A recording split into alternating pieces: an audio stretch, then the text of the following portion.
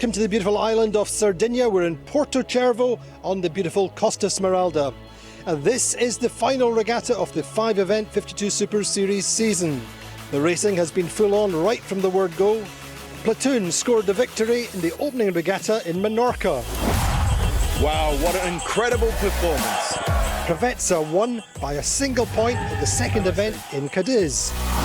Provezza with the win. Cascais saw Quantum Racing take the win, but again it was only by a single point. And taking the win here is Quantum.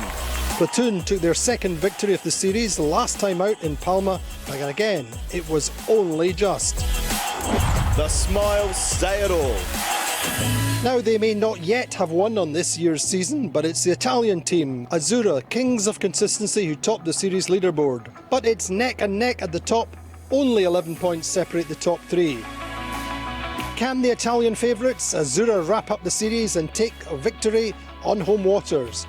Or will the German flag team Platoon, twice runners-up in the series, finally win the circuit and make 3 regatta wins in 2019? There are 10 top international teams ready to race. The racing is always fast, it's always tactical, it's tough and it's uncompromising. This final event is the big decider. This is the Audi 52 Super Series Sailing Week in Porto Cervo.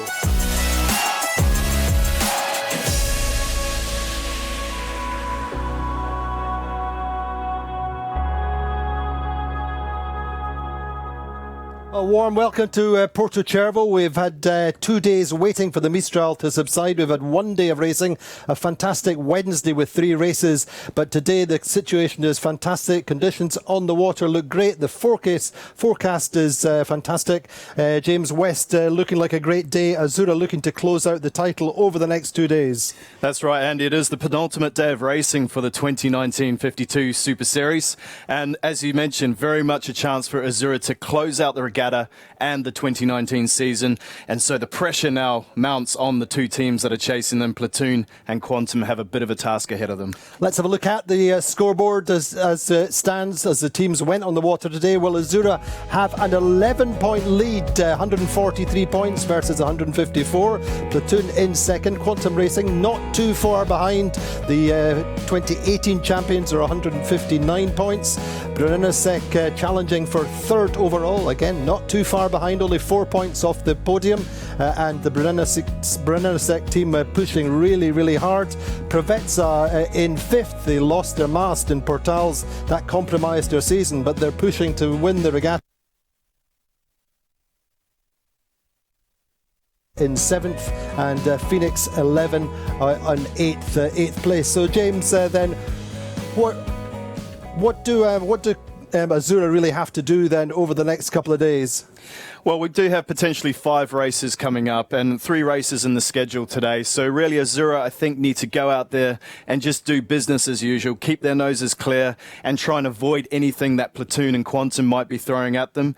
But then again, they've got to keep their eyes on the rest of the fleet. There's other boats that could really come into the mix and mess up the party. It's all about the risk-reward thing, isn't it? Where the teams like Sled, for example, Brunellesec, have got a little bit less to lose. They'll push harder. Platoon have to push hard because it had a kind of modest opening day. That first race, they went a little bit the wrong way. So the pressure really is on Platoon, and Azzurra can just, as you say, stick to their processes. We caught up with Simon Fisher, the navigator on the Gladiator, and he tells us that we're looking at a champagne day. So Sci-Fi looking a little bit better this morning? No, it's looking like a great day yachting out there. Yeah, we've got between like 13 and 20 knots for the day, maybe a little more by the end. So yeah, it should be a really good day on the water for 3 races. 3 races, we reckon? I think so, yeah. How does that affect the team in terms of the level of operation through the day? I think we're all prepared for it, that's for sure. It's all well rested up after a quiet day yesterday when it was blown out. But no, it's always tough when you do 3 races. It's quite hard work, but it's great fun. And yeah, having lost a couple of days already, everyone's raring to go. So it should be a good day out there. The kind of stop-start routine here is you're well practiced in that here in Porto Cervo. Yeah. I think everyone's used to the fact that it can be a little bit unpredictable this time of year here, and when the mistral blows, it can be hard to get out there. So I think no one was surprised that we've had a couple of tough days, but yeah, we're just hoping we can make the most of the days we are racing. And tell us about the racetrack. It'd be interesting to see where she sets her up. There's obviously quite a big geographical effect as the wind blows through the straight. There's always a bit of a diurnal trend that usually sort of drags it right, but whether that overrides what the sort of geography of the race course is the thing that sort of means you have to think a little bit and make the right decisions. Yeah, so far we've done a reasonable job, so hopefully we can keep up the good work and bang in some good results today. Diurnal trend? Well, a little bit increasing, a little bit going right as the day goes on, as everything warms up, and yeah, just looking at the geographical effects as well as it comes through the straight. So and how's things to think about. How is it with the Gladiator just now then? No, all good. Yeah, we had a good first day. We're going fast in the right direction. Had a few unforced errors, but yeah, hopefully we'll clean all that up today, and yeah, hopefully have really strong down the water. Good. Thank you. Well done. Excellent. So Simon Fisher there saying that there's plenty going on the racetrack. It's a complicated racetrack. Everybody thinks they know it pretty well because we're here so often, but it's all about the subtleties, isn't it? Yes, certainly. And today we've got vastly less wind than the first couple of days, and that does tend to throw a few things in the mix. We have seen several teams perform better in the heavy airs as opposed to the light airs, but as you mentioned, it is going to be about those little subtleties now and putting those together to put away a good result. That's right. Interesting to look at the body language and how the different teams were shaping up on the dock this morning. Azura keeping it super calm. They're a little bit further away from the main group of boats. They're parked round the corner, and we caught up with Colle Parada from Azura and also John Kostecki as he went on to platoon, and slightly different mental sets, I think. So, Colin, nice morning here, looking like 3 races. How do you feel about that? Yeah, really good. We are excited to go sailing. We wish we could have gone yesterday. We enjoy sailing in the breeze, but we should sail on any conditions. And yeah, looking forward to the day. 5 races left, perhaps. How do you feel about the end of the season approaching so quickly? Yeah, it feels unbelievable. No, it feels yesterday that we were sailing Palmavela, and the year passes by so fast. But we have to take it day by day. Every single race we've done so far, every point counts. So it's an approach race by race, basically. Do the nerves increase today and tomorrow? Yes. We'll tell you tomorrow. But no, from now on we are really happy. We feel we are sailing well, and we just need to keep doing what we are doing, and hopefully it will pay in the end. What about having to wait these days and the number of possible races decreases? How does that affect you, and how do you stay cool? No, we try to get your mind apart from it, but then you have to be focused again for today. No, today it's an important day. And what about being around the club? Do you get lots of support or lots of interest? Yeah, we are here in our own club, so we enjoy being here. We have dinner always here with the board of the club and with our owners. So we enjoy being here. It's our home club, and the place is magnificent. What do you think the conditions will be like on the water? We are expecting a ramp up from, let's say, 11 up to 20 could be. So it depends on the timing the increase will come, but we pretty sure we'll have 3 races today. In terms of local knowledge, everybody's here all the time anyway, but is there anything particular in terms of the weather that you get or more than other teams? No, honestly, I don't think so. We all spend many years coming here, so there are not sleeves, cards up the sleeves, but no, we are focusing on not trusting our eyes, not only relying on the history here, but you have to follow your eyes, follow your heart, and going wherever you think it's the right place to go. Good, thank you, well done. Yeah. So John, a little bit of a stop-start regatta, running out of races a little bit. How are you feeling this morning? What's the team mood? Oh, quite good. Looks like a nice day. Hopefully get 3 races in today, maybe 12 to 20 knots of breeze. So perfect sailing conditions. How do you feel in these conditions in terms of your boat speed compared to the other boats? Yeah, we feel pretty good in the medium breeze. So, we've had strong days before in this type of condition, so we just need to go out there and execute and do the best we can. Have a good one, thank you. All right, Well thank done. you. So John Kostaki looking pretty cool, calm and collected. A little bit of an act perhaps. I think there's some tension in the platoon camp. Same too with Azura. It's all about the game face, isn't it, just now? Yes, certainly. As you mentioned, they are around the dock from everyone else, and so in their own little patch of water getting ready. And I get the feeling the other teams are almost in Azura's stadium right now. That's right, As isn't they it? dock out, they've got the beautiful 12-meter boat there, and I really do feel like they're in their town right now, and it's all about. I think it becomes a blessing in some ways and a curse in other ways, and they always feel that.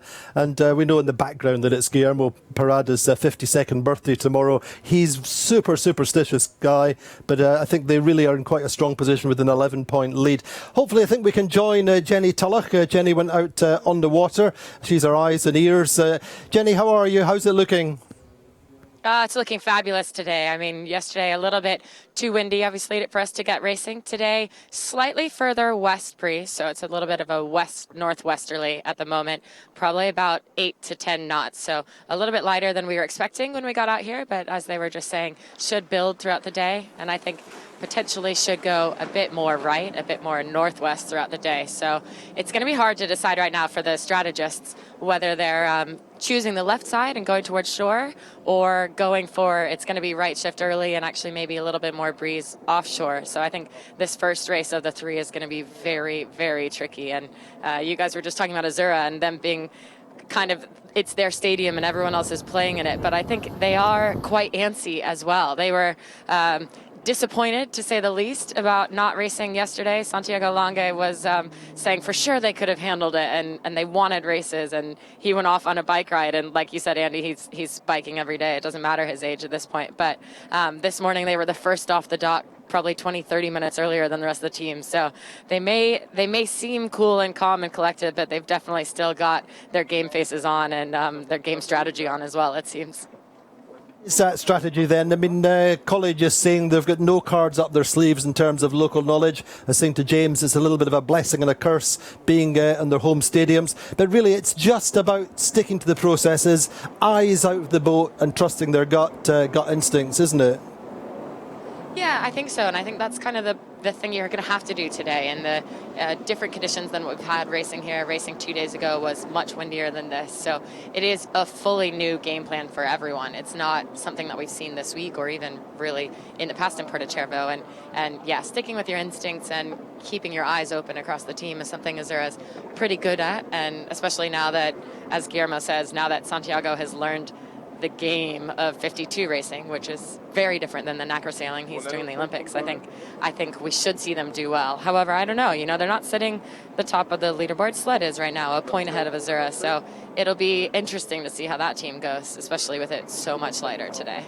And Platoon then didn't have the best of opening days. It's up to them now to raise their game and put a couple of really top scores on the board in the first couple of races. These are a little bit more what you might consider to be their conditions that they have shown a little advantage in. They won in Menorca in light to moderate conditions and have been strong also in Portals where they won the Worlds. Yeah, and as we said, I mean, they're sitting 7th overall, but they are only 1 point off of a four-way tie from third, and they're only really 6-7 points back from the lead. And so we've got so many races to go. We could have 3 races today. We could have half the regatta in 2 days, can't we? Well. Yeah, exactly, yeah. So we know that they're coming out firing. I mean, John Kostecki, he holds his cards close to his chest and doesn't really love an interview. He was pretty short with you earlier, but he's just good in conditions like these, and he's got Harm's full confidence in him. And I think, as we saw in the last regatta, well, I was going to say stay away from mistakes and they can win, but they made plenty of mistakes last regatta and still won. So once it's their breeze strength, and this is going to be kind of their wheelhouse and their best conditions, I think we could really see them shine. And prospects for Quantum Racing, they've been chipping away. They've actually caught up a little bit in Platoon. They're not out of the picture, are they? No, and that's a team we can never count out of the picture. They're in this 5-way or 4-way tie for 3rd place, and as Doug DeVos said in yesterday's video, in the highlights video, he said it is still about winning. I kind of loved in that quote from him as well that that he said it's also about taking away the things that we can change, not just for this regatta, but for next season. So I think they may have a little bit thought that the 14 points or the 16 points of the overall series is out of their reach.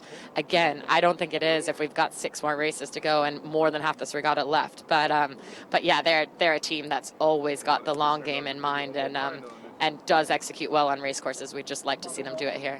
That's right, and I think perhaps, to be fair, a little bit more into Doug's comfort zone, as it were. He obviously enjoys the big breezes, but the differential between the pro drivers and the owner drivers, if you like, really does prevail in the stronger breeze, in the light to moderate breeze, and it should be a little bit more even, wouldn't you think? Well, we could say that, but let's look at the top of the leaderboard. Of course. We've got an owner, driver, and sled. So I think we spoke about this briefly yesterday, but I think reality is he's quite good at really light air or really breezy. When it is just believe in your team, believe in them trimming the sails, and don't drive too much. And that's kind of the breezy day that we saw 2 days ago and the really light air regatta that they won in Scarlino. Yeah. That is something that's really hard to do, is not overdrive a 52. And yet it seems like sled has that nailed a little bit. Yeah. And yet breeze, you actually have to get a little bit more involved. The boat needs some assistance in the sail trim department with helming, and I think that's where we see, as you were saying, some of the more pro drivers, or even Harm himself, who's won 3 Dragon Worlds and now a couple 52 Worlds, where maybe they've got a bit more experience. So look up the racetrack, Jenny. What's your thoughts with your tactician's hat on? It is really tricky. I mean, I think this left side could be something that you aim for, because we've got the lefty, the land on the left, and yet the right side looks so much stronger. So, yeah, well, it's just right side looks stronger breeze-wise at the moment. That's all I mean. So when you're actually looking up the course, it looks a bit darker. We have a touch of clouds out over on the right as well, and that's not sucking the breeze. It's got darkness underneath it. So I think reality is we probably should see the teams fighting a little for the boat into the line. I think down here at the moment, the left in the pen is just too light. It's almost like a big hole here. Yeah. So then if you start boat end and then you have control of the fleet, then maybe you can force the fleet to the left a little and stay in control as they get towards the top. So just expand on that a little bit more, just in terms of trying to get control of the fleet. What's the strategy there? You can be a little bit exposed if you go exactly on the committee boat, as we've seen a number of times on Wednesday. Yeah, well, exactly. On Wednesday and in the previous regatta as well, if the lefty isn't so big that the pin ends can then tack later and cross the fleet, then ultimately, if the guy at the boat end can hang, they can win the race, or at least win the race at the top mark. But you have to be able to hang. Dictating. Exactly. So you have to have good boat speed, and only so many boats in this fleet are really capable of holding that whole way across. And if it goes more and more left, if they're getting more and more on the hip of someone else, then they're really struggling with kind of good air. But if they have good height and good speed, as a number of these teams can, then they can hold it off. And I think probably about 5 of this 10 or 11 boat fleet can do that. And if one of those guys wins the boat here, well, you can see how close the fight is already for the boat in the line, and we've only got a minute 25 to go. So yeah, I think that's everyone's game plan, and now it's about execution. So how's it shaping up then in terms of the main protagonists? Azura coming in on trying to cover anybody in particular? I think they're sailing their own start. It looks a little like they're sailing their own start. Azura at the moment on port tack, just coming in to steal the whole of Team Vision Future, but behind them is Platoon. So maybe Azura not actually sailing their own start. They are giving Platoon a little bit of a play and perhaps a touch of a match race here. Lee bowing Platoon at what's a minute to go, 48 seconds to go is a good spot to be in. Quantum looks like they're slow and out the back, and as we said, tons of boats all pin end here. Gladiator maybe is coming away from the fray, as is Phoenix, but those are 2 of the boats who maybe need a bit more wheels and a bit more left and wouldn't have been able to hang on the right. So 30 seconds to go here. We've got top end of the line is Allegre, I think is going to be the boat fighting hardest for the boat end. Just underneath them, Pravetsa, just behind them, Team Vision Future, and then underneath Pravetsa is the fight between Azura and what looks like Platoon stuck out the back. So with 16 seconds to go, Quantum Racing maybe just able to get their bow clear of Azura. Maybe they're a little bit late. The whole fleet almost looks a touch late. 8 seconds to go. Azura is going to be punchy here. Platoon is definitely half a boat length behind. 3, 2, 1. That's the gun. The only boat even close to the line there was Allegre. Azura probably half a boat length back, and the rest of the fleet well behind. So I think lighter than everyone thought. I think maybe that just 2 days ago in so much breeze, they were all keeping it a little bit conservative, and I don't know, but I'm not that impressed with the entire fleet at the moment. So when they go through their debrief, just keep your eyes open for your own numbers and your own pings of the line, and yet why be over on a day like today if you can be conservative? So reality is down here at the pin in the line, Gladiator had a great start. We know Ian Percy is subbing in this week, helming with Tony Langley, calling a bit of tactics on board, and they've executed a really nice start. They've just forced Phoenix off the line. Behind them, Sled very deep. So overall winners of the regatta sitting in Gladiator's dirt and just above Pernenisek. So soon they're going to have to attack as well. And then just as you look up, Phoenix is crossing or looking to cross. They're not. They're going to have to leave out. But the fleet that is Quantum Racing and Azura. And I think reality is behind them, Platoon has had to tack off, as have kind of the 3 or 4 boats to the right there. So an amazing start for Gladiator, a decent start for Azura, and I can't quite see the far side on the right, but I'm guessing it was Allegre who was setting up at the boat, has had the best start on the boat end.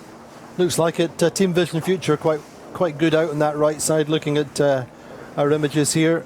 But a great start, nice execution there from Tony Langley. Tony's actually steering. We could see Ian Percy whispering in his ear, telling him what he wants. Navigator Simon Fisher beside them. But they started, I think, with a 7.89 on day one, or day one of racing. So it would be good to get a top 3, top 4 score on the board for Gladiator. Lying in 9th position.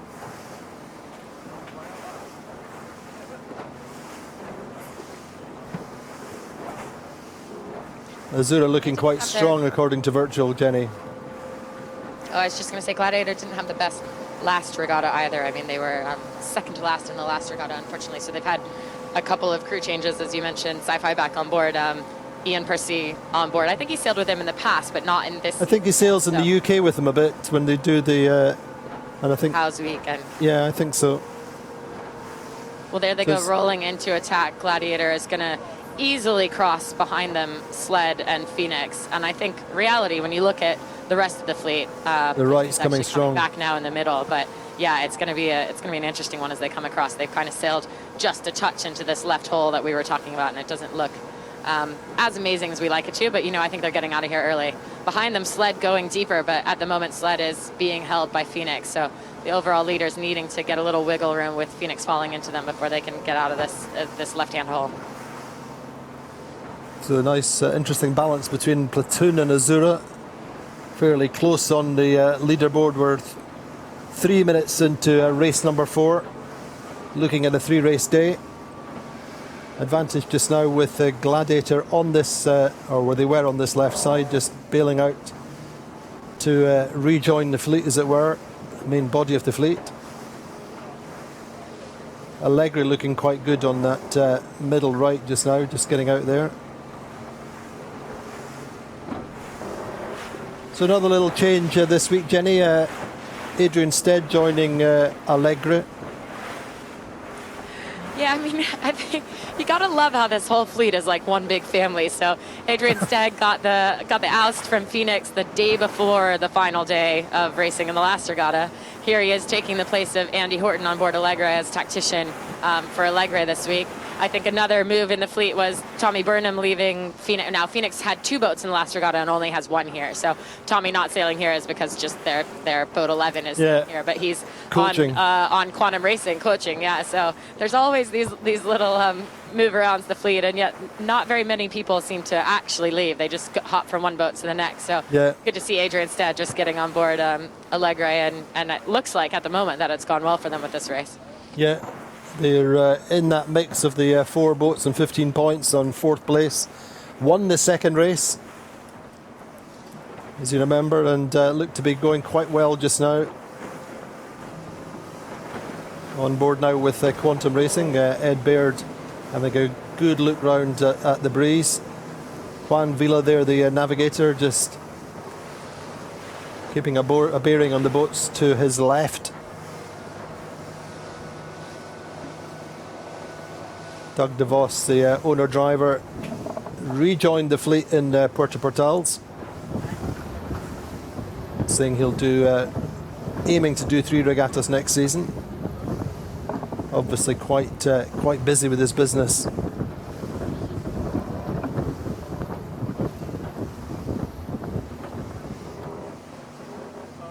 It's interesting, well, Ed Baird more in the strategist role and Cameron Appleton in the tactician role. And then just having a look at Sled just now. Hugely experienced team. Yeah, go on, Jen. Oh, it's interesting. The Phoenix let them go, tacked off, actually kind of fell into their gas and had to tack off. But Sled is going for the gusto here. So I think they have sailed out of what was that bottom left corner hole. And at some point here, you have to make the decision, do I go left far enough to get this land effect or not? And I think that's what they've gone for. Is it looked already like the left wasn't paying well, and as Gladiator came across, they weren't looking so great on the fleet. So it's a little bit of stick to your guns and your gusto and have the cojones to get out here on the left side. And this is something we've seen Sled do in the past, regardless of who was the strategist or tactician on board. I mean, I think Adam Bieshel and Murray Jones are tactics and strategy this year, but we've had Ray Davies in there in the past, and we can often think of Sled liking this left-hand corner. And if the left pays, then they're winning by a mile. But if the left doesn't pay, then they'll be quite deep. And that's kind of the score line that we've seen from that team as well a bit this year in general, is just they'll have deep ones and then really good ones. They don't quite have the consistency, you could say, of Platoon, but it's flyers like this that can make or break them in a way. Yeah, but much more gentle conditions, even than forecast we reckoned would be in 11 knots, probably more like 8 or 9, I think, by looking at it from the studio, Jen. Yeah, exactly. Probably top end of 8 at moments, but not building nearly as quickly as we thought, which is interesting because, again, it is this the same sort of direction as the Maestrale. An Italian told me how to pronounce Mistral this morning in Italian. Maestrale, and that's how it's spelled as well, like Meister. Here we go, finally Sled with the tack. But yeah, we should probably see it shift a bit more right, a bit more northerly for the full breeze to come in. And since it's quite west at the moment, it's staying quite light. The breeze is coming off the land and a little bit protected by the land. And we're just tucked in underneath Olbia Bay and underneath Capo Ferro and the lighthouse up at Capo Ferro that we're not quite seeing what is that big right breeze on the outside. Now, I think probably the boats on the far side of the course, we're stuck over here with Sled, but I'm guessing that they just have 1 or 2 knots more out there and maybe are doing a little bit better because of it. Interesting. Platoon seem to be sailing quite nicely with second on virtual just now, but really not pushing the to one side of the course or the other, really. Usual kind of strategy for them. Just sail the numbers, really. And I think just relying on their boat speed, we've said a few times that they tend to have good boat speed in the light to medium conditions. And really did kind of re-optimise to improve their upwind performance in these conditions. That was their Achilles heel last year. But meantime, Sled, as we said, the kind of risk-reward for them, they've got less to lose, more to gain. Would desperately like to finish off their season with a regatta win, so they've pushed it out to this left side, and they've a lead of about 30-35 metres on Team Vision Future out in the right, I think they are.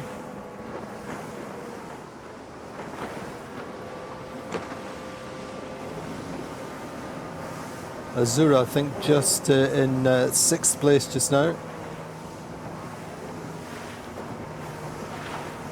Not going to be so easy to pick up places in these conditions, Jenny, is it?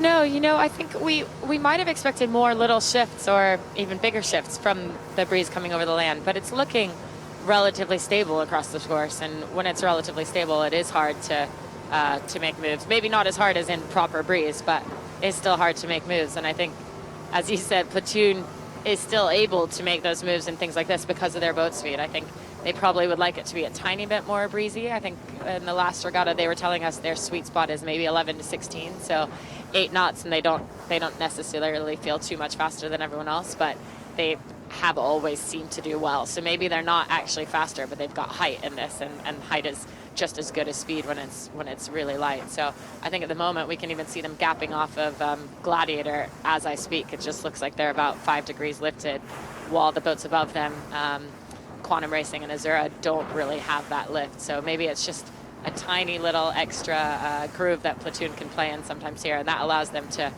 sail up the middle a bit more, be a bit more conservative, not send the flyers to the corner, and yet still always be in the mix at the top.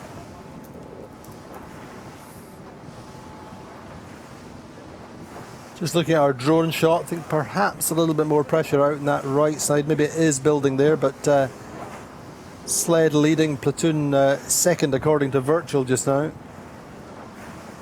Gladiator, who started off that pin end in third, Renasek in fourth, but on board.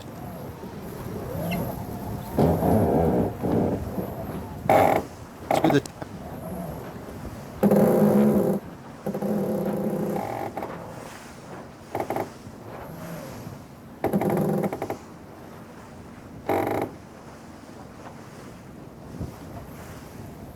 Morgan Larson there, in the middle of the pictures.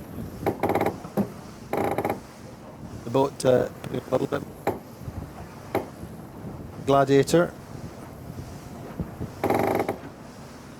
Well, there goes Platoon actually lee bowing Sled at the moment. So it looks like perhaps it's just, I think they should actually even be affecting Sled. Yeah, Sled going for the tack. So that might be Platoon even into the lead. Yeah. Forcing Sled back out to the left-hand side. So really, really nice mode that they were using up the middle of the course there.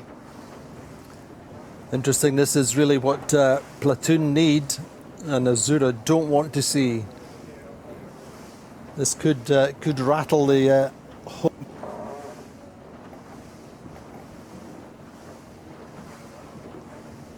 I mean, if we think back to that start, Andy, they have to be rattled already, because somewhere in that start, Azura was well ahead with Platoon back in their rearview mirror and tacking out early into the right. I mean, Platoon was probably 3 boat lengths back of Azura at the start line. Azura was kind of the only boat bow out, along with Allegre and Gladiator down at the pin end. So somewhere in there, Platoon just did a nice little move to the right, tack back up the middle, and Azura, I didn't see what happened to them, but didn't execute nearly as well, and that's got to rattle them for sure, because it hasn't even been, well, maybe it's been just over halfway of this top mark, but that's about it. Yes, Azura sitting in 7th or 8th, really. 6th, 7th, 8th. They're in the very much in the middle of the fleet. Platoon's lead extending progressively. They have Quantum Racing in third.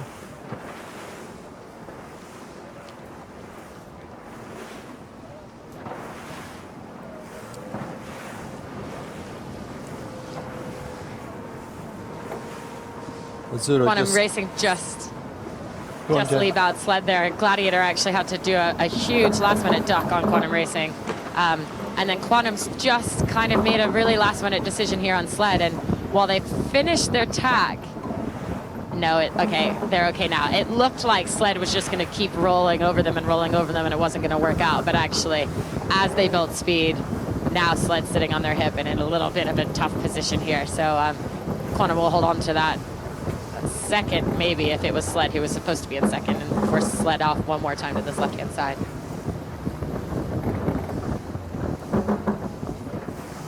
So very, very close there. Just looking at, as you said, Quantum just holding Sled in a little bit of a lee bow. Sled seemed to be able to live there momentarily.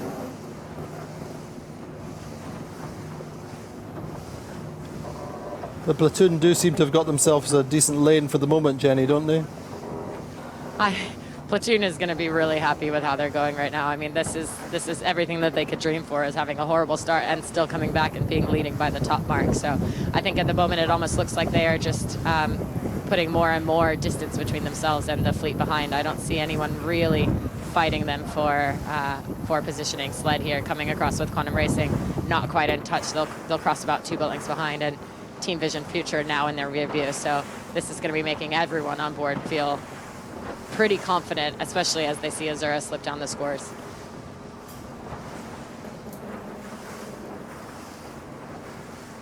And Quantum starting to move forward on Sled noticeably.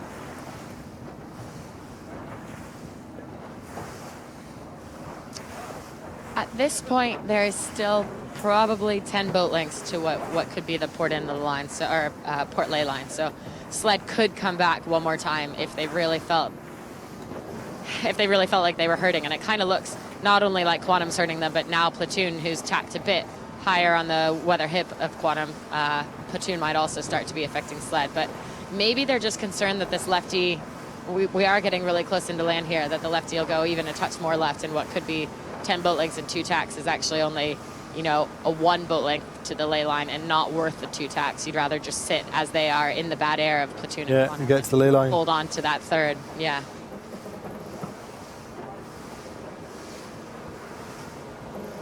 But things looking pretty good for Harmuller Sprayer and the team on Platoon. Winners narrowly last month in Portals. And if we think about the overalls, Platoon, as we said, only 7 points off the lead here for this regatta, but the reality is it's the series that we're talking about, and that's what matters. And that's an 11-point lead for Azura to Platoon right now. So if what we're seeing is first for Platoon and something like 7th or 8th for Azura, that is a pretty big chunk out of that lead, and it's only race 1 of a 3-race day with more races tomorrow. So this will be a really interesting battle, not just this race, the rest of the regatta, but very much this race is putting a stamp on that battle. Yeah, well, virtual showing Platoon first, Azura 10th, so that tells a story in itself.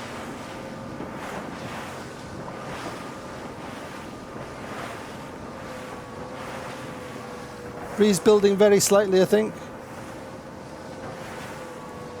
It almost just depends on which side of the race course Yeah. you're on. Up here, out on the top marks, we are just a touch further from all the land effects and getting out a bit more into what's the ocean breeze or the sea breeze here. And I think as we see them sail back downwind, it'll look like the breeze is dying again, but it's just that we're sailing back into the covering of the land. So I think that's why the right at least paid early. Platoon had to tack out because of their bad start, and they came back in well in the mix. And Azura, we saw, stayed in the middle a little bit, and it didn't pay for them, and sled was winning. Well, no, not even winning the left. Gladiator won the left, and they're deep. So I think, yeah, I think the right side, as we called early, paid early. But Platoon then just managed it from there a little bit better than, say, Team Vision Future and Allegre, who'd actually started right and fought right harder. So just approaching the windward mark then, Platoon still on top.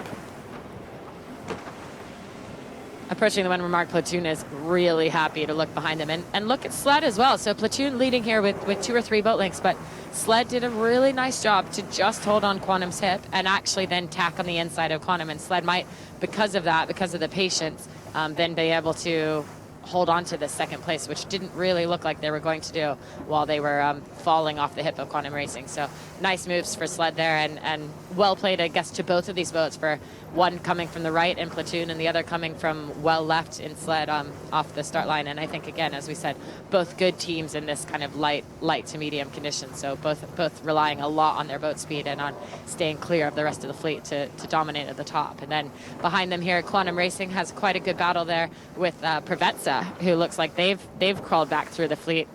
They were top end of the line and right side of the course early, but hadn't quite seen them in the mix like this. So that's the top 4, and then just behind them, a really, really good battle.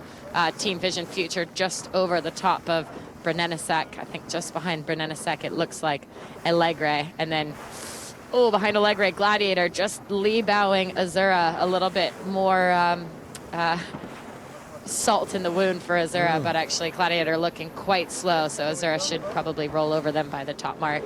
And behind them there, Phoenix, and actually we're hearing an umpire whistle, but I think it's probably a green flag if that's the Gladiator or Azura situation. I can't actually see the umpires there. It might be a red to Gladiator, in fact, but we'll have to see how that plays out. Meanwhile, in front of them, Platoon around, kite up, drawing nicely, good 4 boat length lead, and actually going for the staysail almost instantly as well. It is quite light.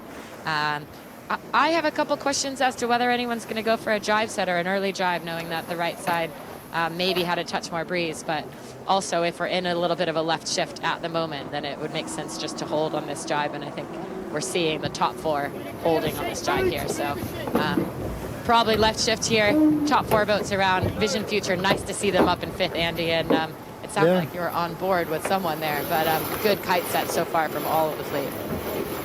We're just on board momentarily there with Preveza in 4th place. Nacho Postigo, the navigator, Hamish Pepper, tactician, standing up, just keeping everybody cool. And then, as you say, just Gladiator taking a turn just after the offset mark, fouled Azura. Will have rattled Azura just a little bit more. So early jive from Platoon, yeah. Well. Yeah, so it's Allegre jibed went for a jibe set, and fair enough, they were in about 7th or 8th. And then just as they went, Preveza and Platoon also into a jibe. So Preveza was sitting 4th and Platoon winning. And I think reality is that is the right move. I think there is just that slight bit better breeze out there.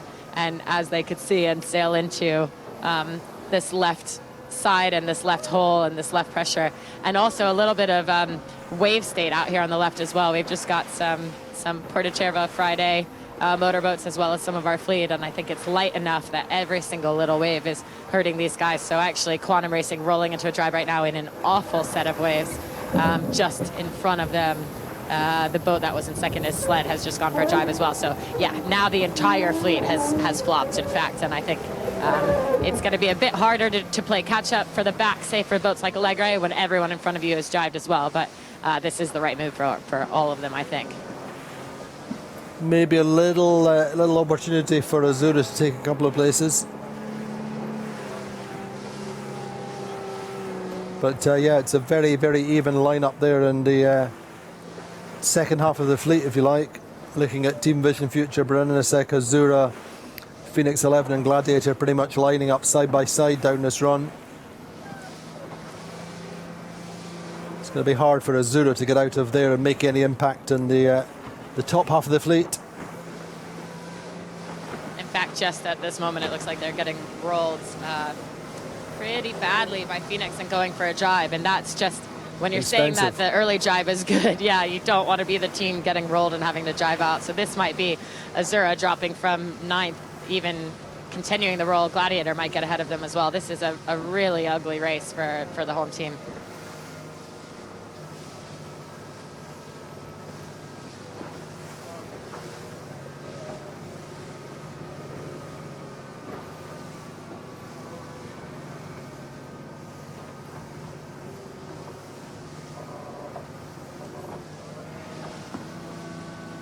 But meantime, I think Platoon just extending very slightly, Jenny.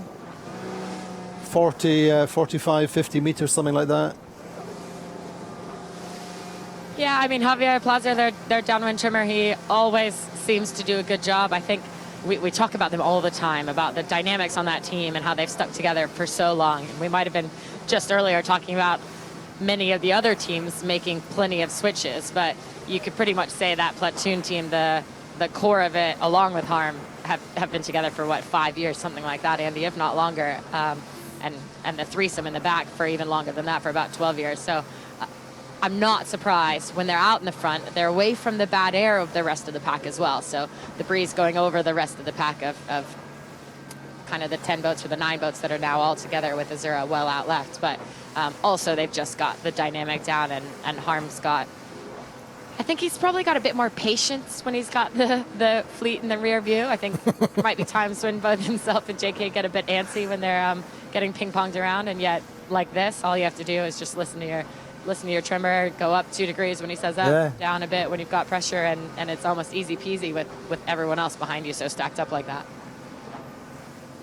So sunshine and unicorns for Platoon at the moment. It's rainbows and unicorns. Rainbows and unicorns. Now out the back, not so many rainbows for Team Vision Future. Just got rolled by Brennesek. You can see their kite completely collapsing and trying to roll into a drive. It was painful. Now this will be an interesting interaction with them and Azura as Azura comes back to see just how far Azura has dropped by having to head into that left-hand side. But I think probably Team Vision Future will still be ahead of the home team and the leaders overall. I think at the moment it looks like they are well in the back.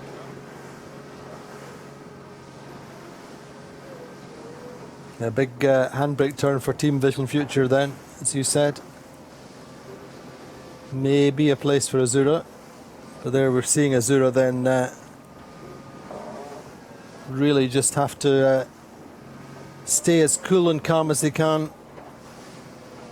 Trust in their processes, trust in the things that they've done right all the way through the season.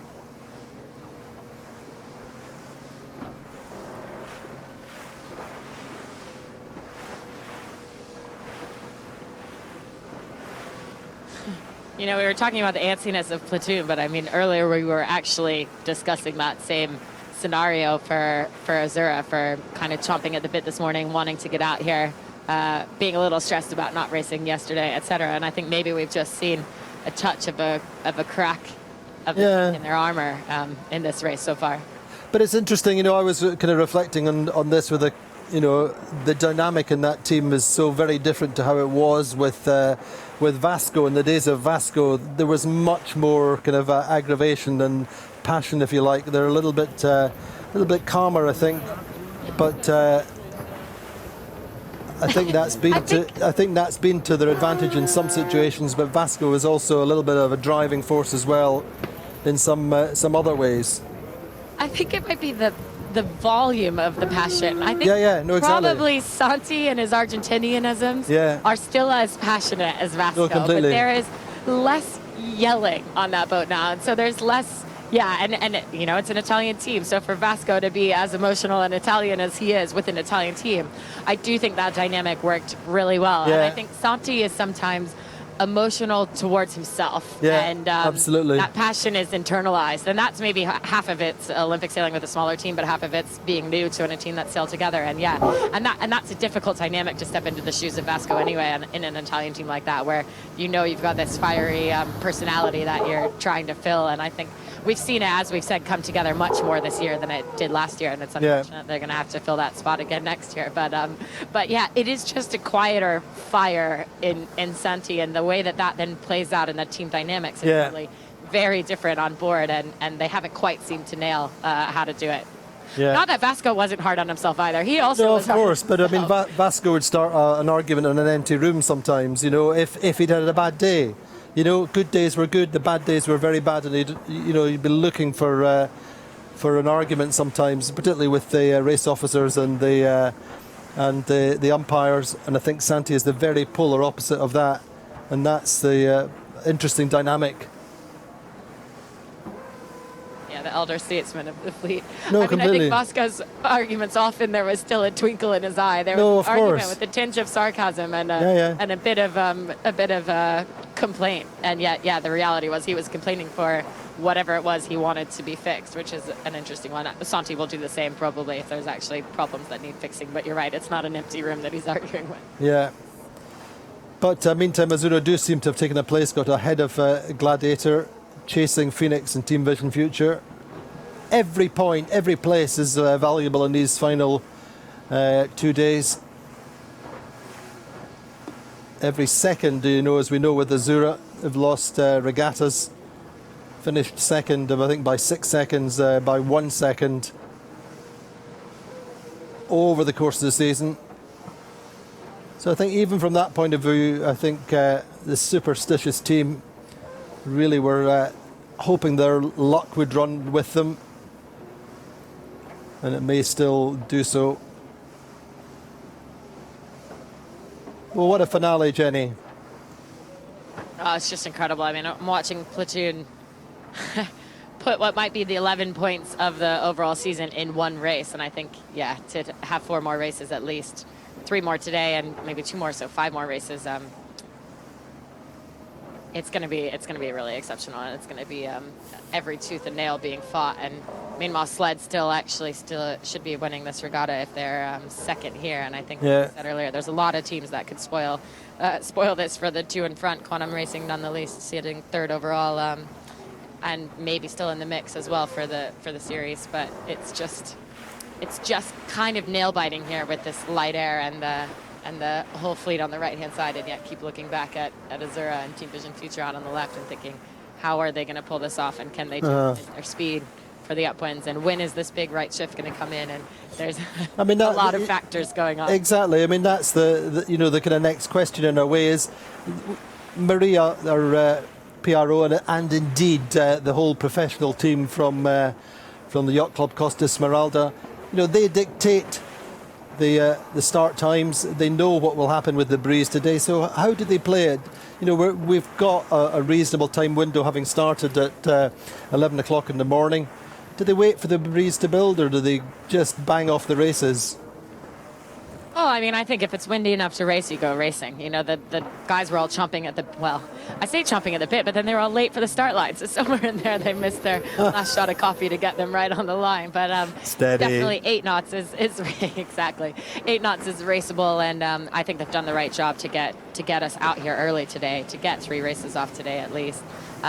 Platoon coming in here didn't necessarily have the great start, but they played that bottom to middle of that first upwind really, really nicely to be leading by the top. And at the moment, I was thinking they were going to go for a jibe right mark, right side of the course on the upwind, but it looks like they are not. Like they're going just a straight and left. So, well, there we go. Going back to my original plan, that's a jibe and a right mark, right turn. So we also are hearing some change of course. Yeah, change of course horns. I can't see the new numbers on board their board, but the sailors can see it. I would assume that's probably already a bit further to the right, as we were guessing that there was a right change of course. The bearings to 295 now, same distance. We start in 280, so a 15-degree shift to the right.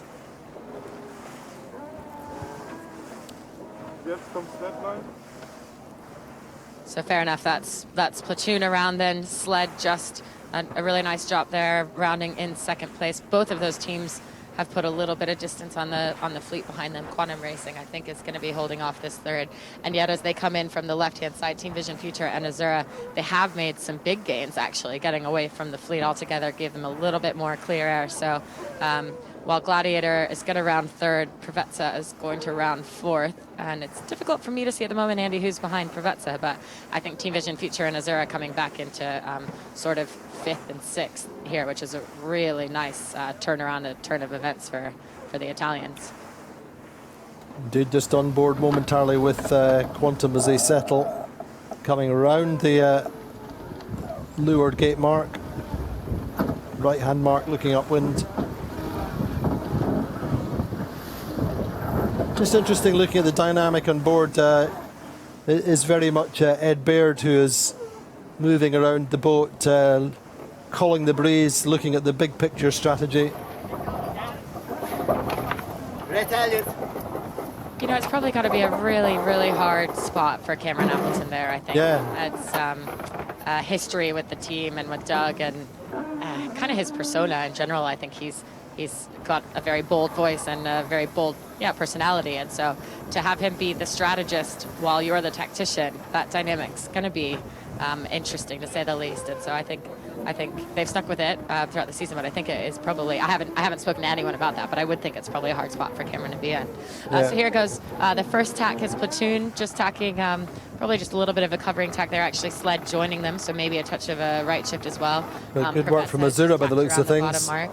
Yeah, and then that's the top four. Fifth rounding was Team Vision Future, and sixth is Azura. So a really amazing downwind. We were just talking about them being in 11th earlier. So getting back up to sixth, just in front of Brunello in seventh, dropping a kite quite late here, actually. A nice drop and nice holding it all the way to the end there for Brunello, but making them a little bit late on their jib trim, maybe a little bit tight on their main trim as they round. But they're rolling right into attack, so fair enough for them to have those both delayed the way that they were. And then behind them, Allegre would now be 8th place. Gladiator and Phoenix fighting in for who's going to be last. So Gladiator doing a good job here, getting back after their spinning at the top mark to be just beating Phoenix, I think, around the bottom marks, but pretty much the two black and red boats are tied. So side by side, looking up the course, almost much better breeze, actually. You can see the boat's well heeled now on the right-hand side. Quantum Racing, Sled, and Platoon in the lead probably have at least 10 knots out on the right. And yet down here at the bottom still, it's just 8 knots. So it is going to be a fight to get into that right shift and that right pressure. And I think it's going to be a little bit of a hurt here for Phoenix as they round this left-hand side, one of only 2 boats to round the left.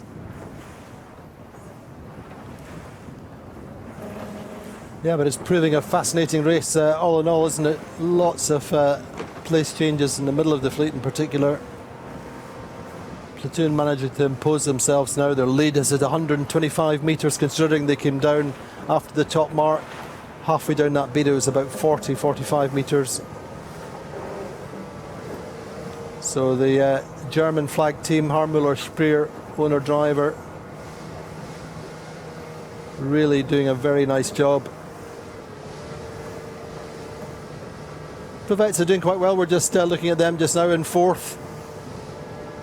As you said, didn't make the best of starts out in the right early on, but they got themselves into this race. They're lying eighth in the regatta, 2.78 so far.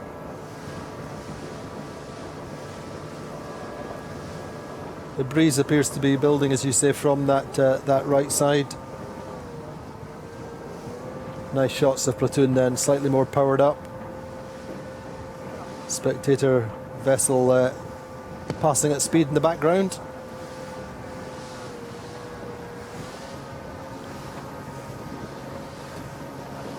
It looks like still a little bit more righty on the top three boats, and even just looking at Preveza bow down just a little to what's Quantum Sled and Platoon's line. So it's a hard, you almost can see the difference in the watercolor here, the darkness of that right shift on the right hand side and what Phoenix is in and what Preveza is in here, just not quite having the breeze come down to them yet. I mean, it's not enough to tack for necessarily. You'll probably just have the patience of waiting for it to come, but it's a fully different race course than what we saw in the first upwind. A lot more breeze. Well, a lot more is relative here, but 10 or 11 is a lot more than 8, and we can see that in the way the boats are sailing right now. So just looking very briefly at the circuit standings at this point, if the race finished just now, Azura would be on 148 and Platoon 156, I think. But so Platoon would make a nice little gain in points. What are the options then for Azura versus the Brennana second Team Vision Future, looking to make a place or a couple of places up this beat if they could? Any opportunities that you can see for Azura, or do they just have to bide their time? Yeah, I mean, I think we just saw such a huge move on the downwind that at this point, it's not throwing your toys at the pram too much. Yeah. Just staying in touch with them and having confidence in what your boat might be speed. good speed on the downwind and good placement on the downwind. So we saw them catch well up to Team Vision Future and then Brennanasek, but here they've actually lost a little bit of distance. If you recall, they were closer on the bottom mark. So it's almost like they don't quite have their upwind gears in play completely. And yeah, I kind of feel we've seen that before in these conditions. You know, when we've had a transition from strong breeze to light breeze or lighter breeze, that Azura were a little bit slower in their modes or setting up their modes, but that may just be an impression.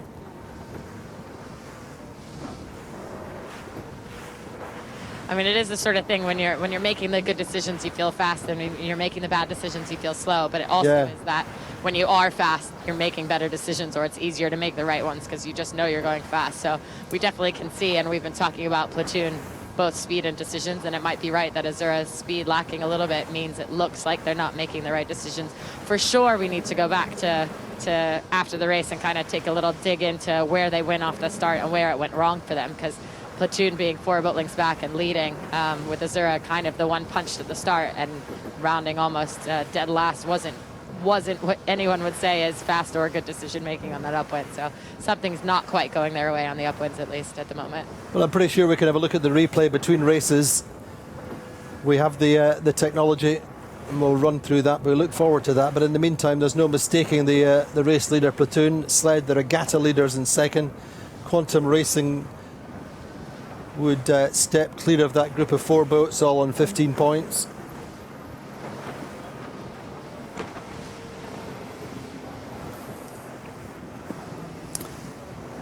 But Platoon doing a great job.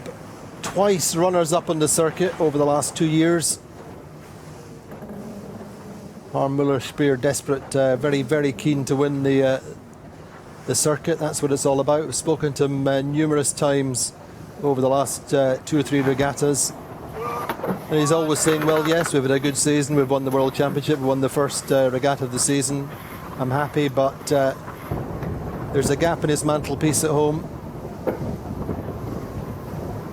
But there is got to be something to the mentality of having 2 wins. You know, Azura, Yeah. we talked about it yesterday, has been the bridesmaid so many times this season, 3 times in a row, 1 point or 2 points off of the win. And I think, there's just that extra kick in your step when you know you've done it before, you've won the overall of the regatta. And something about that must be niggling at Azura and must be kind of adding some extra confidence to the platoon team that makes it even more interesting and even more fun when the points get close.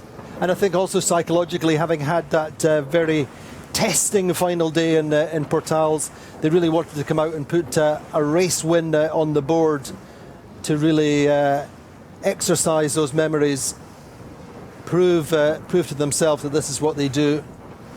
And I think this is, it can be a key moment for Platoon psychologically.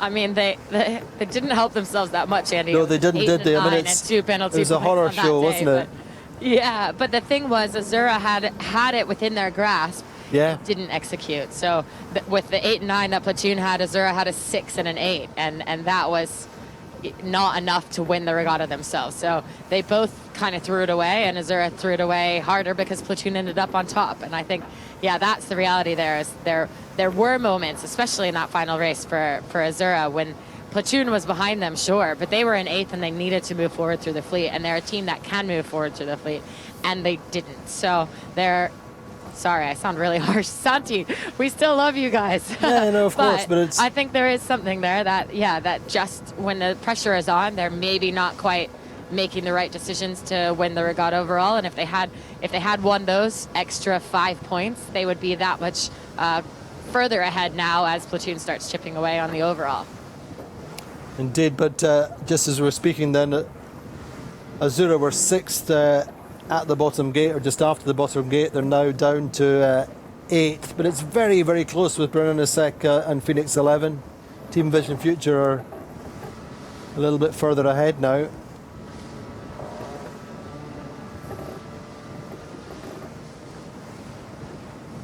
It's interesting. So they're almost playing, Azura keeps playing the far right of this right-hand side, and Brennanasek and Team Vision Future keep kind of coming up on the middle of the vein, so the left-hand side of what's the right side of the race course, and the left-hand vein of that. Yeah. And they might just be playing just far enough to get these little lefties to then take themselves back to that right. And Azura is just sort of playing that right. Ooh, a little bit of a change up here in the leaderboard as well. The Provetza just used the left to their advantage to cross ahead of Quantum Racing. So Provetza moving into 3rd place and Quantum Racing into 4th. And again, I think it's just tiny bits of left pressure or left angle mean that we're seeing more play here in the middle of the race course than maybe we expected. And it's not going the way for Azura, but it is going the way of Provetza and of Team Vision Future and Brennanasek making gains there. Yeah, I mean, I think you have the kind of 2 acceleration zones, if you like. There's some acceleration through the harbour, if you like, in Porto Cervo, and also out in Bomb Alley, and you get the convergence, and that obviously influences the breeze. As you say, you're getting these little lefties, more pressure coming in than actual shift, I think.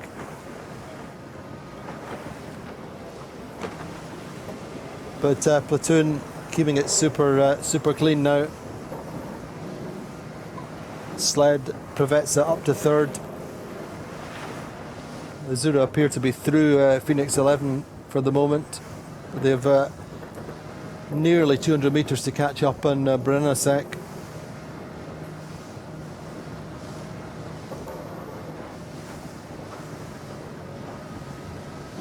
Yeah, I mean, if you're a Platoon right now, you are sitting pretty and looking happy, looking out the rearview mirror here, because they've extended their maybe 3 or 4 boat length lead at the bottom mark to almost double that here, and Sled basically doing the same behind them. Sled holding on to 2nd easily while Provetza and Quantum Racing swap positions behind. So really nice, clean job to those 2 teams, and I'd say a decent performance for Sled as well.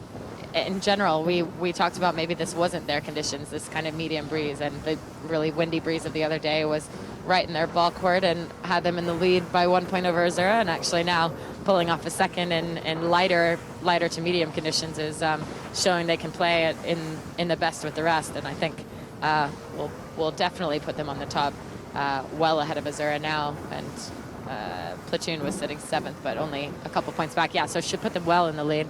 And they seemed pretty relaxed. You know, we all had this crew party last night, and many of the sled team were there.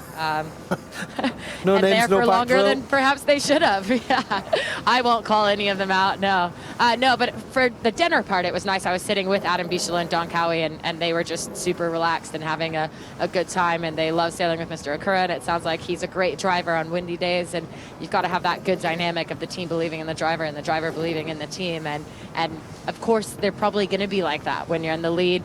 On the regatta, and because they're not really in the series fight, because they didn't race one of the races earlier this year while they were racing over in the U.S. instead, they've got almost nothing to lose, and you could see it with them. The shoulders were relaxed and the smiles were out, and it was just, yeah, it's nice and good to see a team like that who then is able to come out and execute the next day in what aren't their favored conditions. So I think, and they're going to be pulling out even more points at the top of the leaderboard here after what should be a 2nd place. Now, top of the course, here goes Platoon, round the top mark, well into the first positioning. A little bit tight for this offset leg, so no kite going up yet, whereas previous offset leg, actually, we saw 1 or 2 teams try to set it right on the leg, but they've just got sled tacking behind them. So Platoon, again, as we get up here, it almost looks lighter looking down the course, but maybe it's just phasing in and out a little bit. Platoon with a tiny bit of a wrap, but it's clean and full now, and a nice set, and sled well behind them, but putting a ton of distance on Preveza, who's also then put an amount. Yeah, it's well spread now, isn't it? Their gas. Yeah. And as they're looking back, I mean, you can see Azura well down the fleet. Again, Platoon's got them in their sights right now in front of them, but you know they're still on the upwind, so Platoon will be happy with that.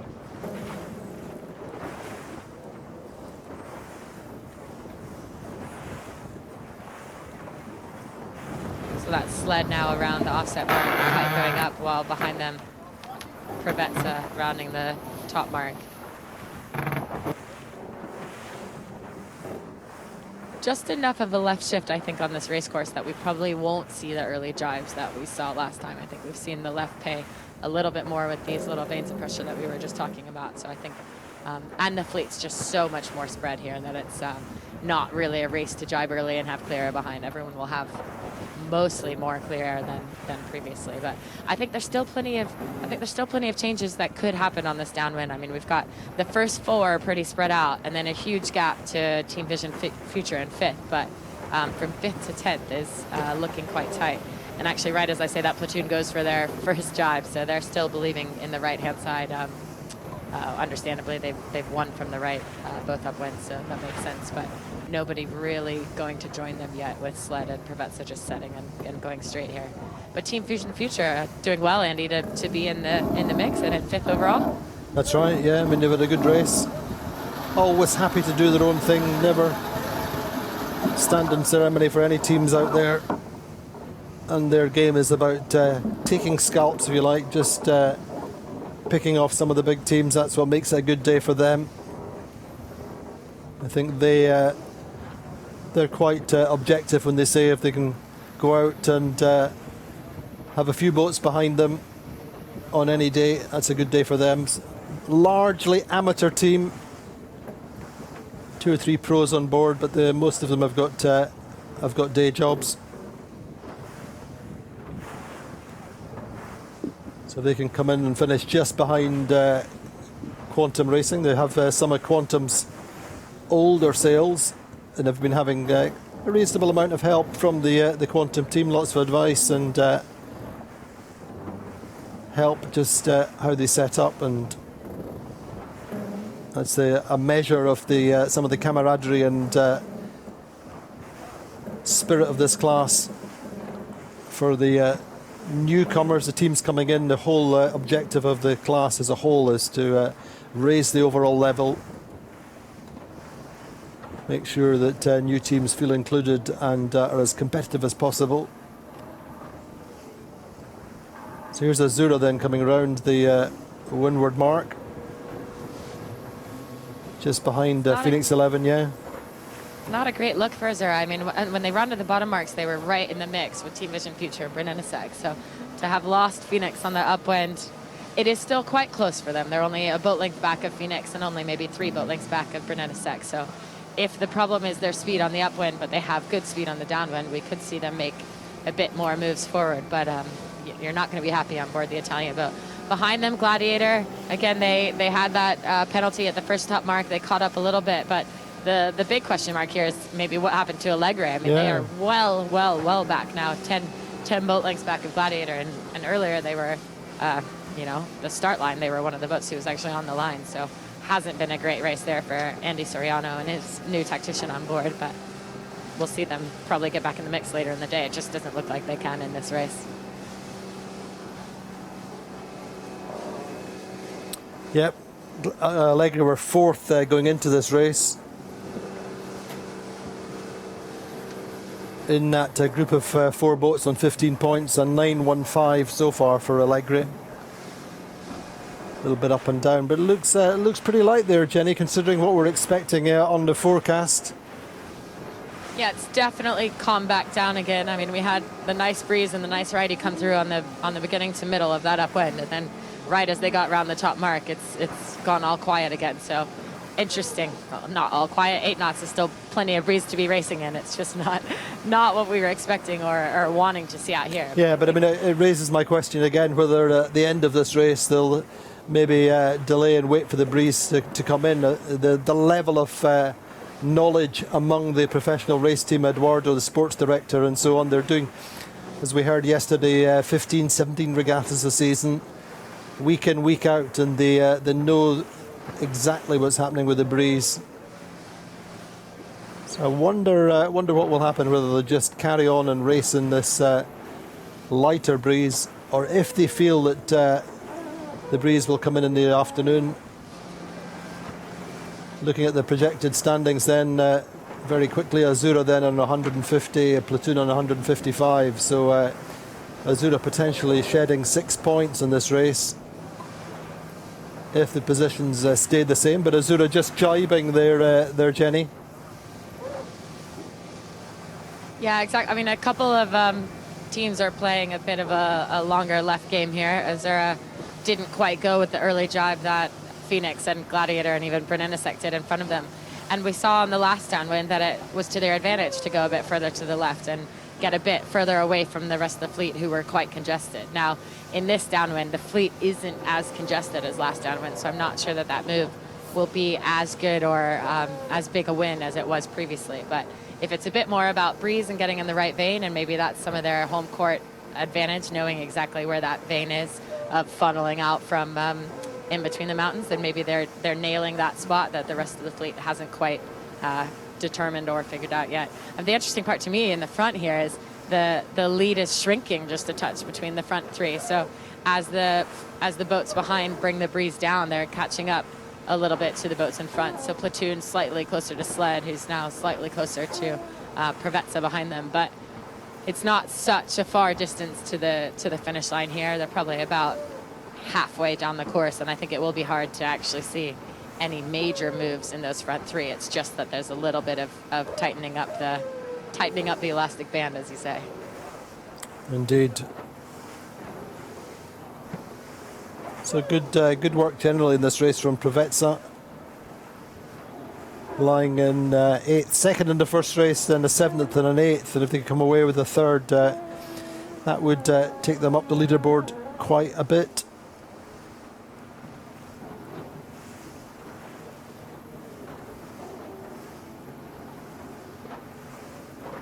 Yeah, I mean, it's fun. The middle pack here is fun because it's 4 boats tied on 15, Platoon on 16, and Preveza on 17. So instantly after this race, I think we'll have Sled still winning, Platoon up into 2nd, Preveza maybe into 3rd, and then all of those 4 boats who were all tied for 3rd, Brunelesec, Allegre, Quantum Racing, Phoenix, all mostly dropping off the podium. So it is so early in the regatta to even be talking about the end of the regatta, and yet we have to, because there's only one day left. There's only this afternoon and tomorrow's racing. So Sled doing a great job to keep themselves in the mix, but someone like Allegre, who was sitting 4th with the 915 that you said, to to be punching a 10th on the scoreboard isn't a great one. They'll have to recuperate from that.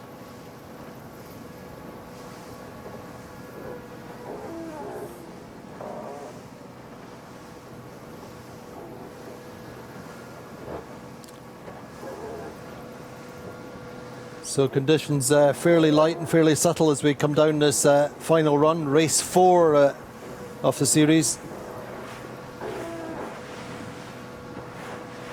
Platoon rolling down for the victory, you would imagine. Sled will consolidate their lead. Azura not making any gains at all down this run. If anything, losing out, looking at potentially a 9th place. This has been a very, very difficult race for them, Jenny.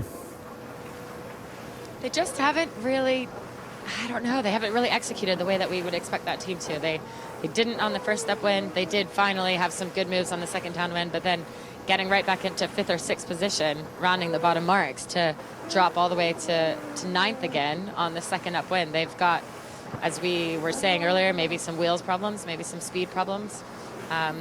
Because normally the decisions come with speed, and they've not done either quite well. So I think it's a little bit hard to say they're the home court team, the home court advantage on a day like today when the breeze is so different than the previous 3 days. They should be the ones making all the right decisions, and they're not coming out on fire. And this could be kind of the one race that turns them and turns the regatta and really the series against them. But we'll have to see. It's the next race, the start line of the next race might be really the determining factor, who can come into it. And if we see Platoon, we often see, apologies to Platoon and to their coach, but we often see them have a little issues on the start line, you could say. You know, they're over early or they're fouling or something like that. They get a little too fired up perhaps. And so if we see them win this race and then come into the next race with some sort of scenario, that might just open the door for Zura to keep themselves 5 points ahead. But if we see them nail it and have a really good, solid, consistent next race, we know that next start, we know then they have the speed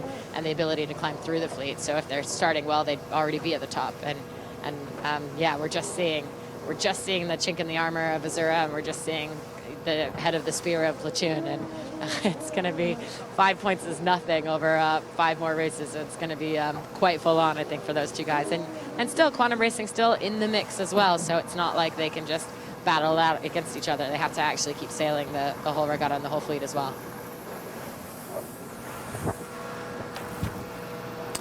But Platoon have done a great job in this race, but you said they didn't start that well. That has been a little bit of an Achilles heel in general. They've struggled to start really well, haven't they?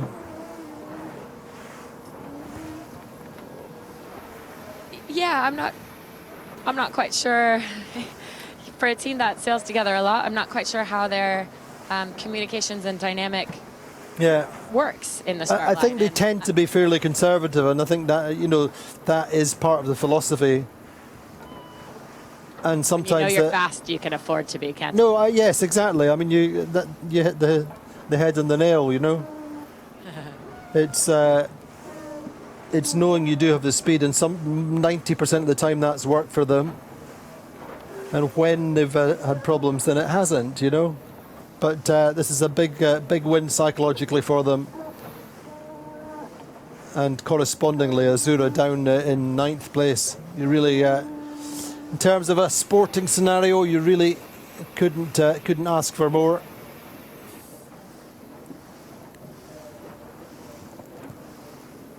So I think not really. I mean, this is Platoon heading into the finish line at the moment, just about 8 boat lengths between them and the finish. And actually, they're just a touch high of the ley line, so they're going to have to soak down. Or they're going for heat here because they'll actually jibe one more time, which is fair enough. They've got plenty of room and distance behind them, between themselves and sled. So the guys on Platoon heading into the jibe, and also, the boat end just a touch favored. So jibing at this point is the right move. In fact, getting to the closer end of the line, but really there's no concern there. The jibe's fine. They're happy with it. Sled's well behind them, and I think the eyes really for them will be on the Italian team, as we've been talking about this whole race.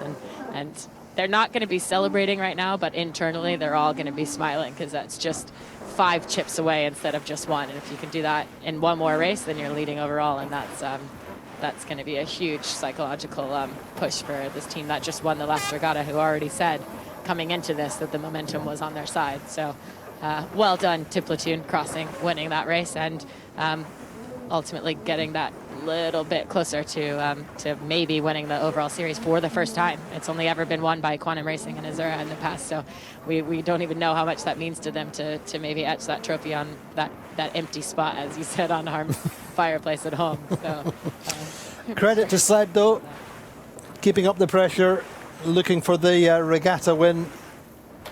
Haven't won a regatta this season. Only boat to have won 2 regattas, of course, is Platoon. Otherwise, it's been Prevets and Quantum, and Sled sliding through the finish line, Jen. yeah, and that'll put them on 11 points overall, and I think Platoon probably sitting second now will be on 17 points. So Sled with a decent lead at the moment. Still tons of racing to go, as we've said, but really nice to see them performing well in the medium breeze. As we talked about the last regatta, they didn't have such a good event. They were in the mix, but they just weren't, they weren't able to properly execute like they'd like to. And so here, it's really good to see them executing in all conditions and speed strengths. And meanwhile, behind them, Prevetsa. Sorry, Jenny, we were just on board with Prevetsa there. And Nacho Postigo just sitting there with his legs crossed like he was in super relaxed. And owner Ergen Imre in the immediate foreground of our shot. Back on board in these lighter conditions. But they've done a great job taking third. They have, and they took that from Quantum Racing behind them. I mean, they were, in points, they were much deeper than that as well off the line. So we saw them previously throughout this year quite good in lighter and medium to lighter. So I think they've had a couple change-ups on board with their helmsmen through the season, beginning of the season. And so I think we've seen that they're a team to execute well in light air, and their mass falling down in the last regatta was an unfortunate situation, but they got back into it and got back into the racing, and clearly still doing just fine, pulling a third off here in this breeze strength that shows they're a team to contend with. And just behind them, Quantum Racing crossing with 4th position in the regatta overall. They were still 5th, but again a part of this tie, so they'll be on 19 points after this, and still well in the mix for the podium here and the podium in the overall series. And credit to Team Vision Future then, their best result for a while, mid-fleet. Yeah, they're going to like this 5th place. I mean, I think it's Brunelliset giving them a little bit more of a run for the money than maybe we thought. Actually, are they going for a jibe here because Brunelliset's on? Yeah, they are, because Brunelliset's on starboard. So if they can pull off the jibe and roll over Brunelliset, great. But if Brunelliset's keeping their speed up, Brunelliset might even actually take this from them right at the end. So no, they won't. Unfortunate. This 5th place to Team Vision Future, I think, is now 5th place to Brunelliset. Blue, the bow number 8 crossing the line just ahead of the orange stripes and white hull of Team Vision Future. So really unfortunate drop there just at the last second. And I think credit to Brunelliset for fighting it out right until the end. But that was a tough place to push themselves, a tough position to jibe on. And close finish here as well. Quite execute. Behind them here, Phoenix. I think Phoenix should take this, though. Yeah. Azura still needs to do one more jibe. So this is for 7th and 8th. Phoenix crossing here in 7th place. Tina Plattner helming the boat this regatta, and Azura crossing there in 8th place. So 7 points is the massive chunk of the pie that Platoon has taken out of the Italian team. Meanwhile, Gladiator behind them, having come back just a little bit from doing their penalty turns previously, but you can see on board Azura nobody's happy. There's some discontent, to say the least, and we'll see them have to turn it around. Gladiator across in 9th, and Allegre behind them in 10th place will drop them from 4th position to a bit deeper down the pack. But Andy, what a shakeup, I think, in general for this regatta, and not necessarily a shakeup for the overall series, but it very much could be leading to one. Yeah, things not looking super happy on board. Azura just running a very short debrief. We can see the conversation going on board, discussing what went wrong. Let's have a look at the replay then. James West will run us through what happened, particularly with the Platoon start, and what happened with Azura. go on board before the start, you can see just down onto the start line there,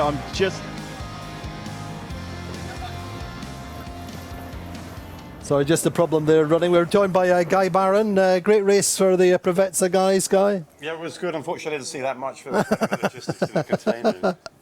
Asked me to come over. So yeah, no, great. Nacho looking very relaxed there. It was, wasn't he? Yeah, good body language on board. And what about the big picture then? A nice win there for Platoon and Azura. What's your kind of take on that?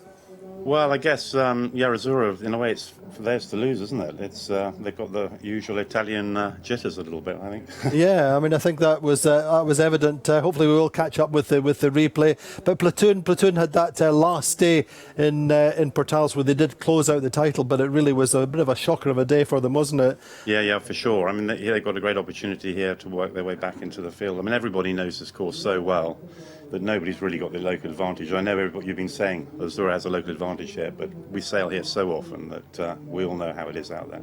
And just talk to us a little bit, we talk about the local advantage, but there's a certain pressure on Azura. They're on your home turf, but everybody is so passionate about Azura at the club. Yeah, for sure, yeah. It's theirs, as I said, it's theirs to lose a little bit, isn't it? It's always been such a tight series. Azura and Quantum are the only two boats to win these series, so they've got a lot to continue to prove themselves. And what about the Provezza then? Just now, what's your take on this regatta? You lost the mast in Portals. This is one to finish on a high note, isn't it? Oh yeah, absolutely, for sure. We want to get back into it. It's been tricky. I think it's fair to say we don't sail that well in the breeze. So 2 days ago when we were sailing there, we got the second, and then the breeze kicked in, and we struggled. Is that the mast to a certain extent? Well, I guess a little bit, but I think it's also just the way we all sail, having that little bit percentage of amateurs on board versus the pros. We all do know how to do it, but it's just being able to give that little bit more, and everybody being in the right place, the right time, catching every opportunity. And it's very tricky when it's breezy here. There's big gains and big losses to be made. You've sailed here a few times yourself? Yeah, I have had 33 times, I think. 33 times? Yeah. Amazing. Though I'm not saying this week. No, of course not. But I mean, what would be your take? We're just asking this question. It's remained a little bit lighter than forecast, and we've got a day ahead of us. It's only 12:10 locally. Do you wait until the breeze builds if you know it's going to come in, or do you just keep rolling through the day and getting this second race off? Yeah, I think in our brief this morning we had like about 4 different forecasts saying 4 different things, and our main forecaster was saying it was going to be quite a lot more breezier. Yeah. If we saw us when we were leaving the dock, we did quite a major rig change pressure. Do you think that's what's going on with Azura, perhaps? Yeah, possibly. Maybe it's caught them out. Maybe they feel it was just a bit more breeze than there was. I mean, all the boats can alter their rig setups before the start of each race, so they're all able to. But after, just getting the right sails on for that rig setup.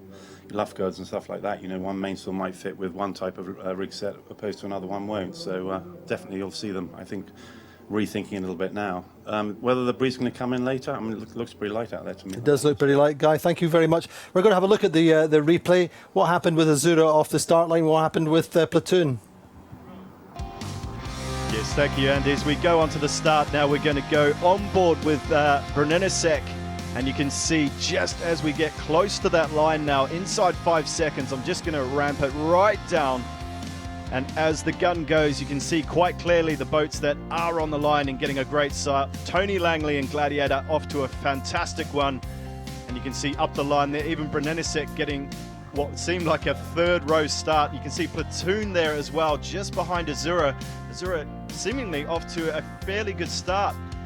Looking back down the line at the pin, you can see Gladiator really starting to put most of the fleet behind her. We jump on board as we make our way up the leg one. Just to leeward of her, you can see Azura. And this was the split in the fleet early on. You can see Sled going far left. And then in the middle, you can see Quantum and Azura getting locked into a bit of a duel. But as we got closer to the top mark, it was all Platoon getting their nose out in the lead, and as they came around the mark, a nice little gap back to Sled. Quantum behind her. Sled just coming around the top mark, doing a great job of holding on to second at this point, and then Provezza rounding as well. And just in the back, you can see Team Vision Future having a fantastic race at this point. A lot of experienced teams and experienced boats behind her at that point. As we make our way onto the downwind leg now, you can see Platoon here from the drone, jibing off early, and Azura very, very deep. They were in last place at this point. And Platoon just starting to extend their lead, doing a great job of holding on to it. As they get into the bottom mark, you can see a great dive drop there, going for that right-hand gate. Fantastic execution of the maneuver as they make their way up onto the beat. You can see Sled just coming in behind them as well. At this point here, Azura had made up a couple of boats. You can see Bruninsek just behind it and Allegre as well. And they opted to go right, you can see on the graphic, and then the lead pack starting to go left. I think this is where it all paid off, and after a while it was all Platoon sailing in their own water and just extending the lead as they got round the top mark. Looking back at the fleet, you can see Bruninsek in the background, getting to the stretch mark, Sled just getting to the top mark as well, and extending their lead, and just back to Provetza as well. Provetza rolling around the mark here in third place. And getting ready to get out. You can see now at this point here, it was Phoenix getting around ahead of Azura and Team Vision Future getting to the stretch mark and already with their kite up, making their way downwind. And the graphic here showing, I'm just going to slow it down real quickly. You can see how deep Azura is here in the fleet and ultimately hurting their position in the overall points. Platoon doing everything right, getting out onto the lead and consolidating their lead the whole time as they make their way through, taking a very crucial race win here. It was exactly what they needed to do at the start of the day. All looking very calm on board. Sled taking second place, which seemingly keeps them at the top of the overall regatta standings. And you can see on board here with the boss, Ergun Emre, taking third place on Provetza. Andy, exactly what we needed to see from Platoon, and really showing that it can be done. A lot of racing still to come. A lot of racing still to come. I think the question is whether we go straight into race 2. Your thoughts, Guy? It does look pretty light there. Let's look at the regatta standings before I finish that question. But Sled leading now by 6 points, 1-2-6-2. Pretty good score for Takashi Akura's team. In second, Platoon then on 17 points. Azura dropping to third, now 7 points behind. Quantum Racing in fourth on 19 points, Bruninsek on 20, Provetza also on 20, Phoenix 11 in 7th place on 22 points, Allegre in 8th on 25 points, Gladiator on 33 points, and Team Vision Future with that 6th place still in 10th place, but a little bit more in touch. So that's the overall standings after that race. Azura then losing 6 of their 11 points that they had when they went onto the water today. So they're now just 5 points ahead of Platoon. Platoon on 155 versus 150, and 8 points back to Quantum Racing. Quantum Racing in third, 5 points back to Bruninsek in fourth.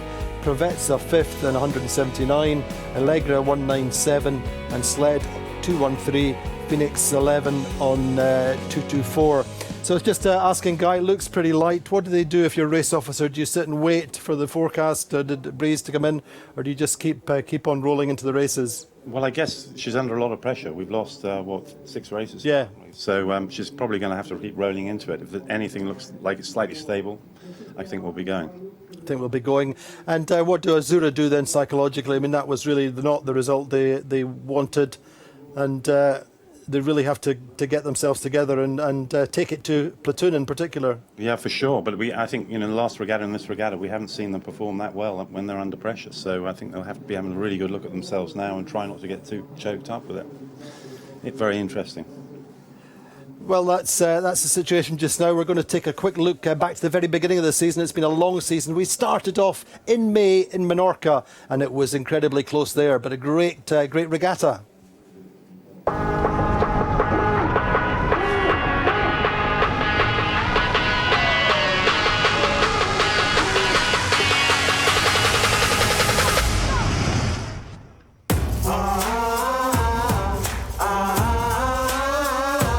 Welcome to 2019, and the 52 Super Series starts here in the Sunshine Island of Menorca.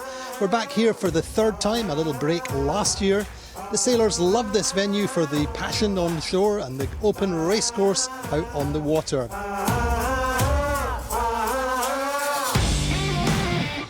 This year we have 11 boats, the biggest fleet ever at the start of a season, line up. And 2019 sees new faces among the crews and new boats. Freshly launched is Brunello-Sec, returning to the circuit with a brand new boat after 1 year out. New faces on the dock include Brunello-Sec's Croatian gold medalist, Cime Fontella. I love it. I really have a nice team behind me, and the new boat feels really good. I think we can compete with the fastest guys here, and we are strong. And 5 changes to the 2018 champions Quantum Racing's lineup include the return of Ed Baird to the helm, and navigator Juan Villa is back. Newcomer is Cameron Appleton on the team as tactician.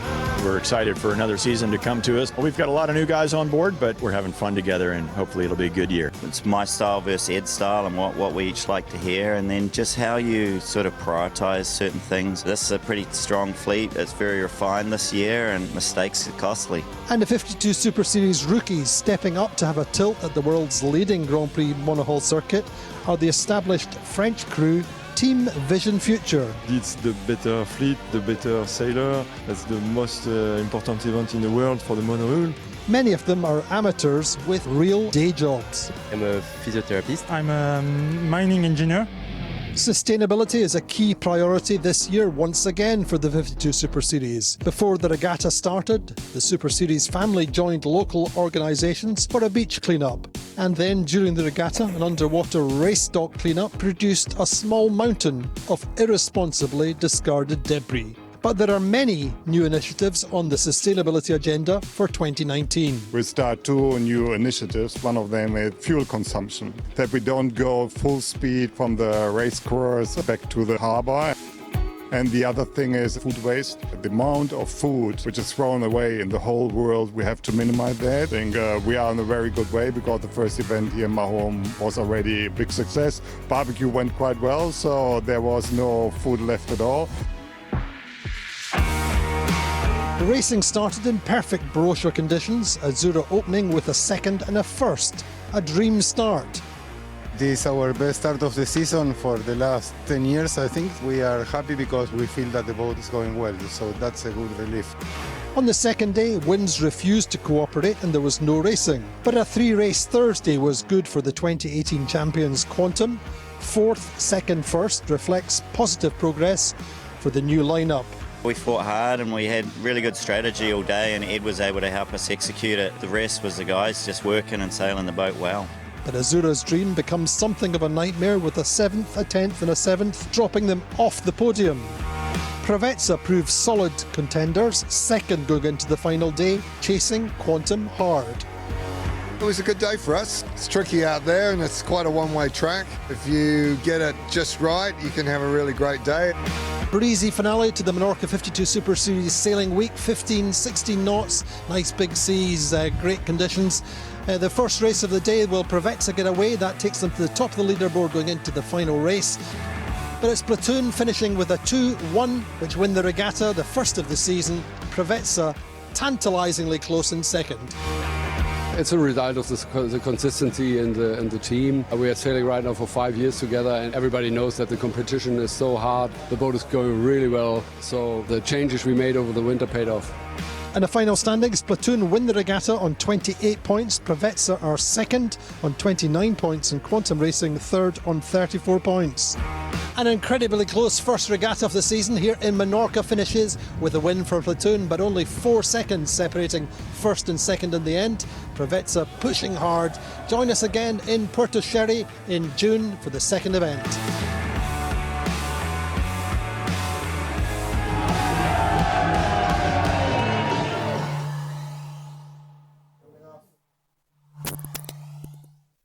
So Menorca then, happy days for the Platoon team, happy days here today for Platoon so far, winning that race. Good regatta for Platoon. It was that, maybe that was the start of a season for Platoon.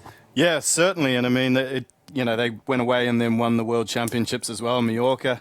And we can see just after that race now how everything can change. After one result, all of a sudden that nice little cushion of 11 points has just been axed and halved. So what do Azura have to do then now? They have to really get themselves back into the game Yeah, I mean, I think they're obviously they're very, very professional on board Azura, obviously. They've probably been in this position before. They know that potentially in this race, they just need to go back to what they know best and just make sure that the air is clear. Obviously, they would have learned a lot from that race, which way of the course is actually paying off. And so we could see a different picture here, and obviously Azura will... When we looked at the replay then, what did Azura do wrong that you saw? Well, I think early on in the replay, as we're playing it out, you could see that the left paid quite early. Yeah. I mean, we saw Gladiator get out there and they actually did quite well. But, in that middle group, Platoon was in that middle group. And I think maybe at that point they just had a little bit of speed, didn't they? Yeah, I think Azura just maybe got locked into a little battle with Quantum as well. And you could see that both those boats were pretty close to each other as they came round. And unfortunately, that was the start for Azura to really start falling back. And they did, on that first downwind leg, go quite far to the left before and they made their gain, came back into it. But anyway, let's see how we get on in the second race of the day. But it's been a long season. It's been so close at each regatta. Azura so often coming off as bridesmaids, but coming into this regatta with the lead. Let's look back to the second regatta of the season. We went to Andalusia for the very, very first time, to Porto Cervo on the Bay of Cadiz, and it was a really different set of conditions, tidal current coming into play and very difficult breezes to read. Let's look back to Porto Cervo.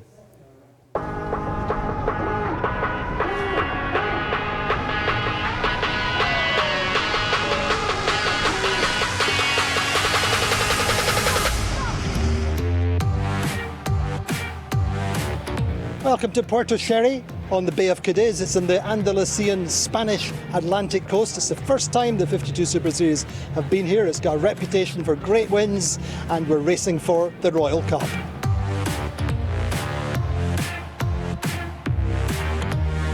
The venue offers new challenges, good breezes and some tidal current in play. A little bit of current as well, for sure. Yeah, there's big tides here and definitely a lot of water moving around, so we've got to figure that out too. It's a tricky little place here. We've got onshore sea breezes that are fluctuating quite a bit and quite a lot of current coming into here, so it's a tricky old race course.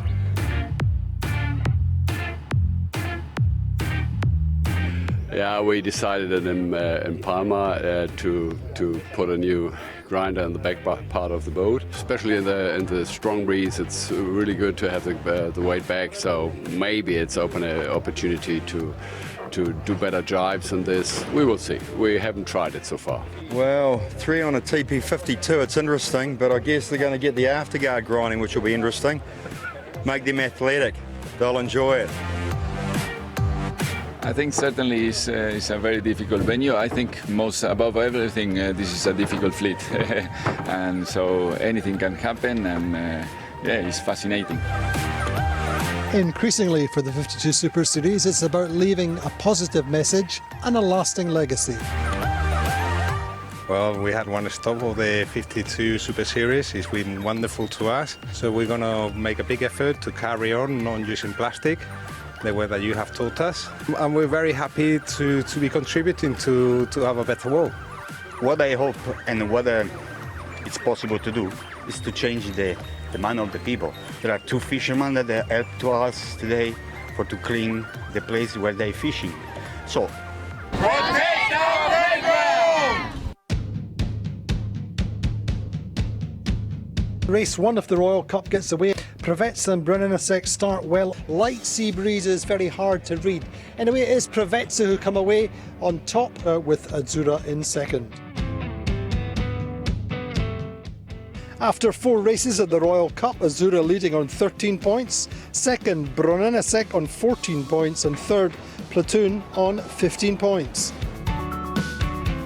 Day 3 will Brunninasek go out and win the first race, and they then get a 5th. They lead the regatta momentarily, but Azura go 5th and 1st, and they retake the overall lead. Well, day 4 proves a little bit more up and down, just as it has been through the regatta. Allegre win the first race, Phoenix win the second race, and at that point, 7 of the 8 teams have won races.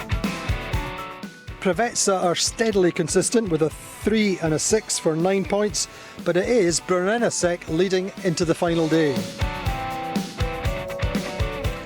Going into the Super Saturday Showdown, For the Royal Cup, well, there are 3 teams within 4 points.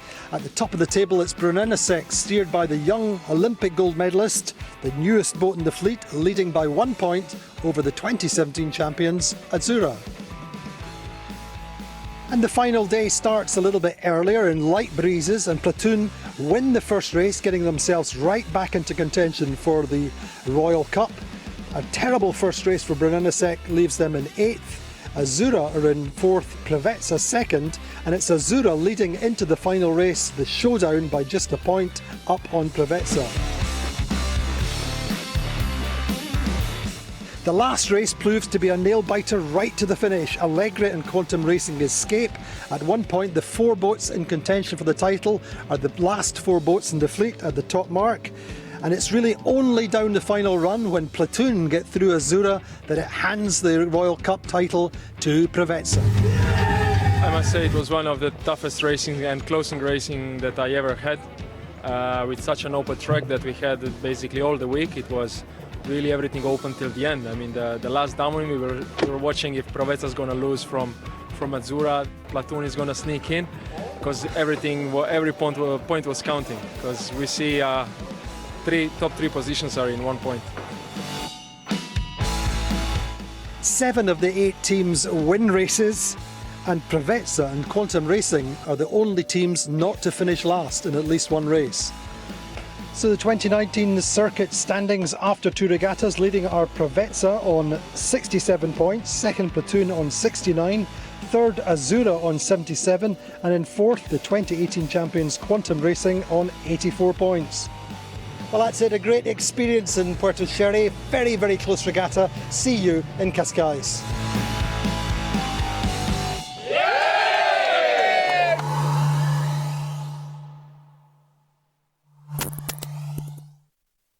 So casting our minds back to Porto Cervo, the first time we'd been there, very, very challenging conditions, light sea breezes, and of course it really did come down to seconds on that last run when Platoon passed Azzurra, then that handed the title to Preveza. I think there was 6 seconds in it. That's pretty much been the story of this season. Seconds really have counted, haven't they? Yeah, seconds, meters, millimeters all over the racecourse have really defined whether a team is winning or losing, and I think it basically just shows how competitive this fleet is, and you know, all of those little mistakes over a racecourse can really, really hurt you, as we're seeing. Yeah, indeed. And I think the other thing that was notable looking back on that video was 7 of the 8 teams there racing in Porto Cervo won races. Yeah, certainly. I mean, you can never count a team out. You know, wherever they are on the leaderboard, they can still win races, which is basically showing the quality of sailors all the way through the fleet. Yeah. Absolutely. And I mean, I think the key thing that I take from this season was we started out in March away back in Valencia with the training regatta, and it started out there was going to be 2 teams. We're going to do a little bit of practice together, and then suddenly pretty much the whole fleet that was available then went and practiced there and had a little mini regatta at the end of it. Then we moved to Palma Vela just a week before Menorca, and that meant that when we got to Menorca, all the teams were up at the super high level. It was very, very close and compact. And as you say, there's so many different teams won races over the course of the first 2 regattas. Jenny, Talocha is on the water. We've been waiting a little bit of time. We know that we're going to get, I think, a warning signal at 12:35. How's it looking, Jenny? I mean, it looks great. It couldn't be better, really. We're on the Emerald Coast. The breeze is decent. I know you keep thinking it's a little too light and we should wait, but I'm as antsy as these sailors are probably to just keep seeing more racing, because it is really spectacular to see how close the points are getting. I mean, it's unfortunate for Azzurra, but for us, it just makes it that much more exciting to watch how close it can be. Even for the regatta here, Sled's now 7 points ahead, but behind them all really, really tight. But the overall season, 5 points in it, and that is nothing when we've got at least 4, maybe 5 races left. So I think, as you can see, the fleet mostly have all just gone sails up. There's tiny bit more breeze, but as we saw in the last race, the breeze came up and then died again. So I don't know. It might be up to Guy, who's raced here 33 times, to tell us what you'd be doing if you were racing. It's a bit too hard to call, but we have a really strange left. It almost looks like a current line. There's a left line of white caps that doesn't really exist on the rest of the race course in the same way. So I think in general, we saw that pay every now and then in the last race, particularly that second upwind when teams kind of fought middle left and made some big gains there. But I think generally it's going to be full on this afternoon with 2 more races and then tomorrow, and I think it couldn't be better out here. And Jenny, something slightly different. We haven't seen too many spectator boats over the course of the season, but of course we're at the home of Azura, Yacht Club Costa Smeralda. They like to come out and watch and support their team, don't they? Yeah, it's only Friday. I'm getting a bit nervous as to how many boats we're going to have out here tomorrow. But, the season's standing on it, and it's going to be Guiget's 52nd birthday, as you said earlier, for the 52 Super Series. There's a lot riding on tomorrow. So, yeah, there are a number of sailboats and motorboats out here watching the racing, and what a spectacular day. I saw a German flag. Oh, right. Okay. So some platoon supporters as well. I mean, I Absolutely. think there's a couple Germans perhaps in the media team, we could say. So, yeah, there's a number of people fighting for the underdog. They're the only of the teams that are on the podium at the moment for the overall series. They're the only ones who haven't won the series so far, as you guys were saying. So maybe it would be nice to see them mix it up a little bit. But for sure, platoon seems to be on their game at the moment. So Jenny, we've got about 4 minutes to go. What's your call up this first beat? My call is I'm gonna watch, sit on the fence closely and see, and see who. No, it's more about. I just think right now it's about the psychology of those two. Yeah, completely. I do really think we're gonna be able to see how they're thinking and how they're executing in this start. And regardless of where they actually want to go up the course is difficult to say. But yeah, it's going to be a lot on. We're all going to be eyes on watching. Jenny, 3 minutes to go. We're just going to recap, have a very quick look at the series standings. Really, it's incredibly close with the standings on the circuit at the moment. There's only 5 points between Azura and Platoon. Azura leading on 150 points. Platoon now up on 155 points. Quantum Racing on 163. Brennesek on 168 points. Privetza on 179. Allegre on 197, Sled 213, the regatta leaders, and as they always hurt in terms of the overall standings by that missing out in Cascais, and Phoenix 11. Just a little bit of information there. We know that Tina Plattner is not steering Phoenix 11 this week. We know that she's had back problems over the course of the season, and she's really looking after herself, looking forwards to home waters in South Africa early next season. So Tina's taking it easy. It's Tony Norris who's steering the boat, and Tina's on the sidelines giving every kind of moral support to her team. But looking forward to a good performance in South Africa when we go there in the early part of next season. We're at 2.5 minutes roughly. Jenny, talk us through this start. How's it looking?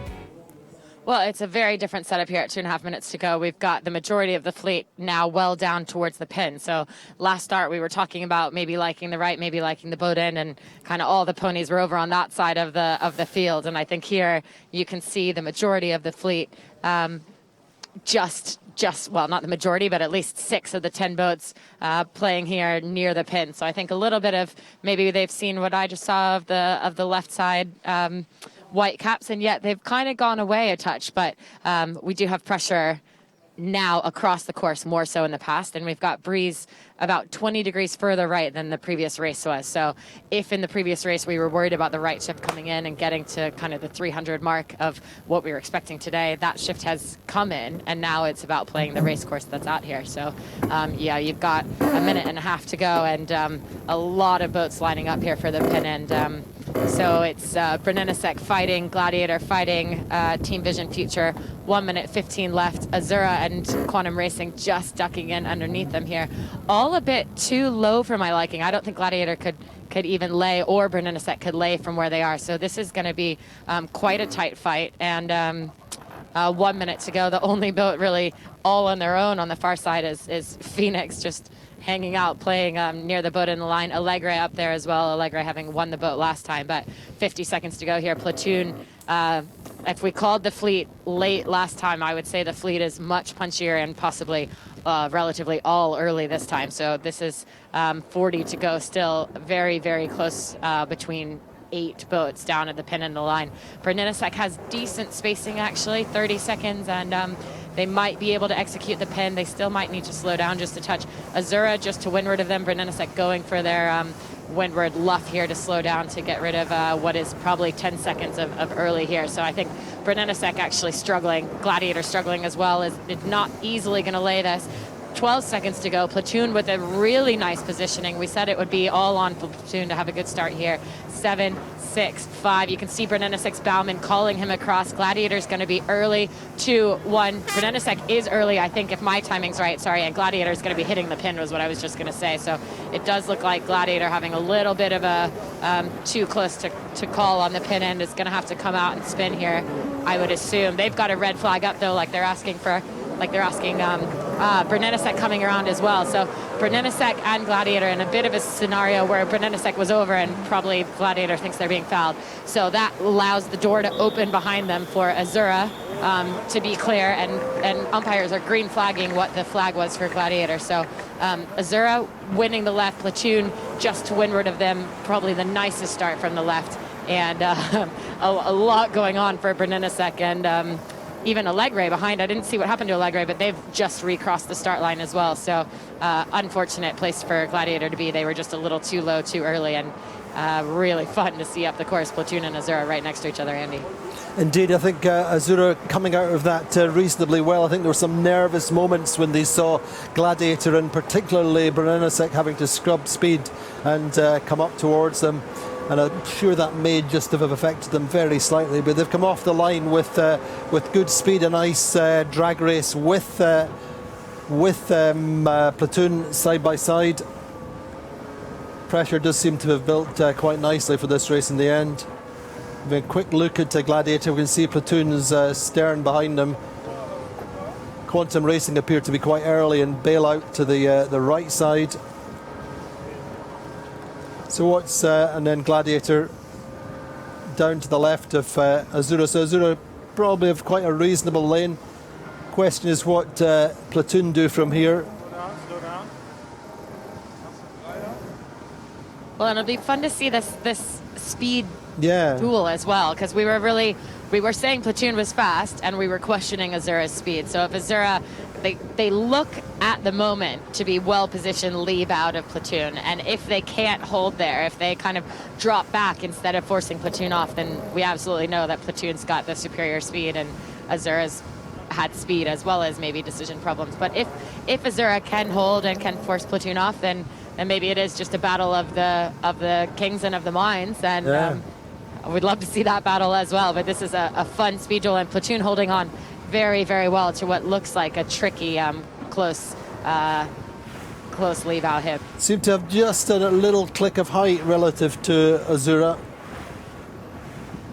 Whether Azura just sailing very slightly for speed, or whether they're trying, as you say, trying to climb up and make that lee bow work. Just looking at Azura just now. Nice and settled, but it's a drag race between the top two boats on the circuit standings at the moment. Great conditions.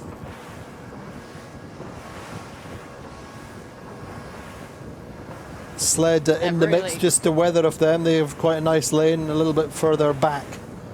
But the regatta leader's looking in good shape coming off that line. I mean, it's interesting, Jenny, we've had two so very different starts compared to day one when we were very, very even. Azura then tacking off, but we've had one start, as you called, that was everybody was a little bit ragged and late, and this time majority of boats a little bit early. And I think that's just symptomatic of how the pressure's on, the nerves are high, and you can't afford to make any kind of compromise in the start line in this fleet at this stage in the season.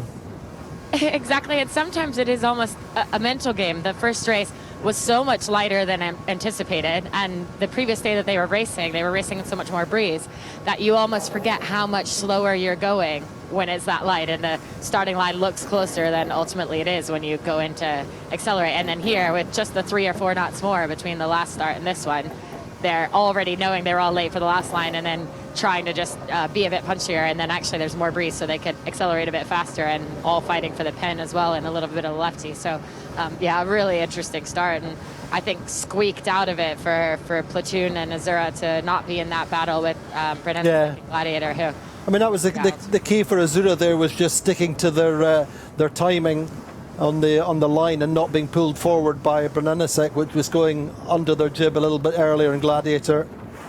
And I think they did a pretty solid job there. And at the same time, you've got Platoon above them, rumbling on their time for the line.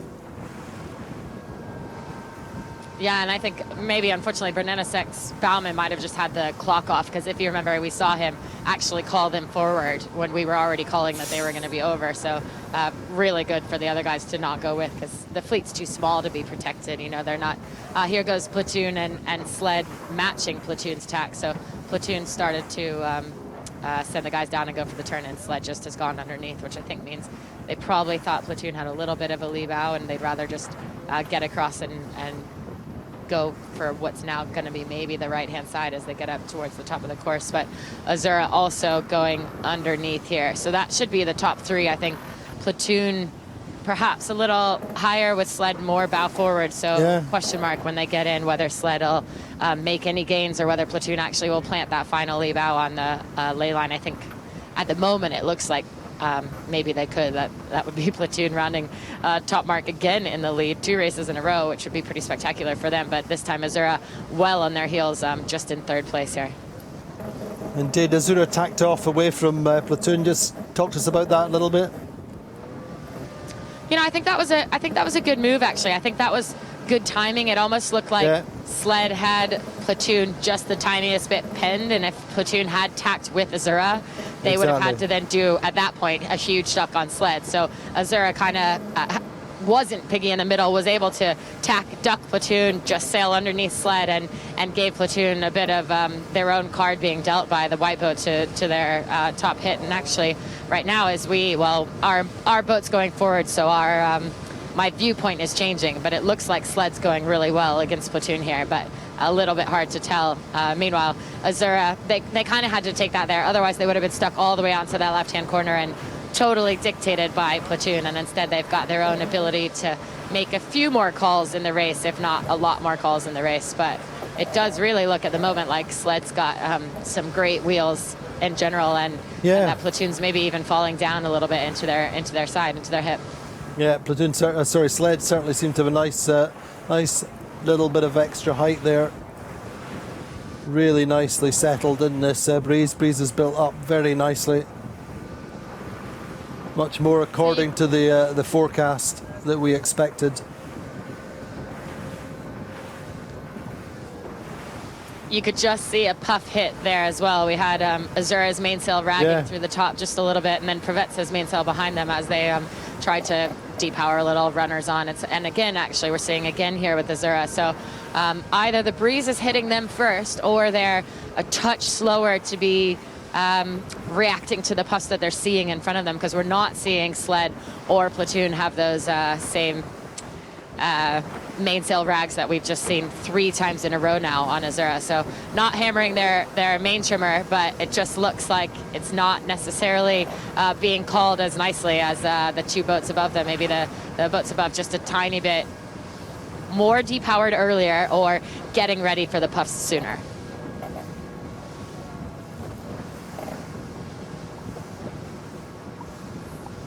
Not very much in it at all between Platoon and Azura. In terms of distance to the windward mark, about 15-20 meters. And I think that increasingly Sled will play a role in this duel between Azura and Platoon. Rising up, I think, to perhaps affect Platoon in due course. I mean, I would say, Andy, they're already affecting them. We saw Platoon was to weather of them, and now has slid down a boat length and kind of aft a boat length as well. So the fact that Platoon is holding there is an interesting one. It means A, a lefty, which it looks like on Sled's angle, and B, that they're protecting against Azura, but it is going to be all the time. It's not so light that the bad air is really awful, but it is it's not windy enough that you would like to hang in someone's bad air. So Platoon will be hurting and bleeding just a touch here, and Azura, just to leeward, is just bow enough forward that I don't think they're being affected at all by Sled. So this is small gains to Azura all the time, while Sled slowly affects Platoon. And we're so focused on the overalls in those two boats because it is so exceptionally incredibly close. But for Sled, we can't deny how well they're sailing this week. Remember, they're winning overall. Yeah, they ran three race wins back to back, didn't they? In Portals, if I remember rightly. Fair enough. Absolutely. You know, they have had these moments of glory, and then unfortunately they've not been able to execute and complete. But maybe this will be their regatta. Every opportunity on their side, as you say, with Platoon and Azura very much focused on the circuit title. Well, and we say that Sled runs hot and cold, and that they're top of the leaderboard or down in the deeps. And here it just seems like they've just been able to be top of the leaderboard, period. They've got no down in the deeps yet. And I think we've also seen them love the left as a team in general across any different race course. It's like Mr. Okura is comfortable with the pen here. They came out of the pen fine. They weren't in that fight for it, but they have ended up being decent on that left-hand side. So if it continues to be a left-favored race course like Porto Cervo is known for in some ways, this could just go their way and be their final win, as you said. They do, in general, they do tend to get better, and they're quite often, from memory, Sled have had their best regatta on the last regatta of the season. They're either very good at the start of the season, which they were, and very good at the end. But Azura and Platoon, the battle is between them. There's only 10 or 15 metres, and Azura, as you say, gaining centimetre by centimetre, I think, just now, relative to Platoon. And in fact, Virtual just shows Azura taking the tiniest of advantage. It's going to be all about the top mark approach and who can be ahead of who, isn't it, really? And the ley line. Yeah, exactly. And we saw last race when Sled was sort of in the positioning of Platoon, and they held on the hip and they took some losses. They were still then able to leave out the boat who they were interacting with at the time. And apologies, I'm forgetting who that boat was here, who was in third in the last race. But it was Quantum Racing. Yeah. But yeah, just by holding there right until the ley line, they then leave out Quantum. But they didn't really have the bad air of someone in front of them like this, and that's what makes this scenario different. Platoon is sitting in the gas of Sled, so it's not Azura that is affecting them, it's Sled that's affecting them, and the longer they sit in the gas, the more they'll fall back. But there's really no more left race course to play. You can see just in front of them that offset mark that is the keep way buoy on the upwind, and they're pretty much all at it already. They're already on the port ley line, and that's why Platoon's been sitting in their gas for so long. So that's, I guess we could say, why Azura tacked out early, because it was their one wriggled room that allowed them to actually be in this situation now, fighting for second instead of well behind Platoon in third.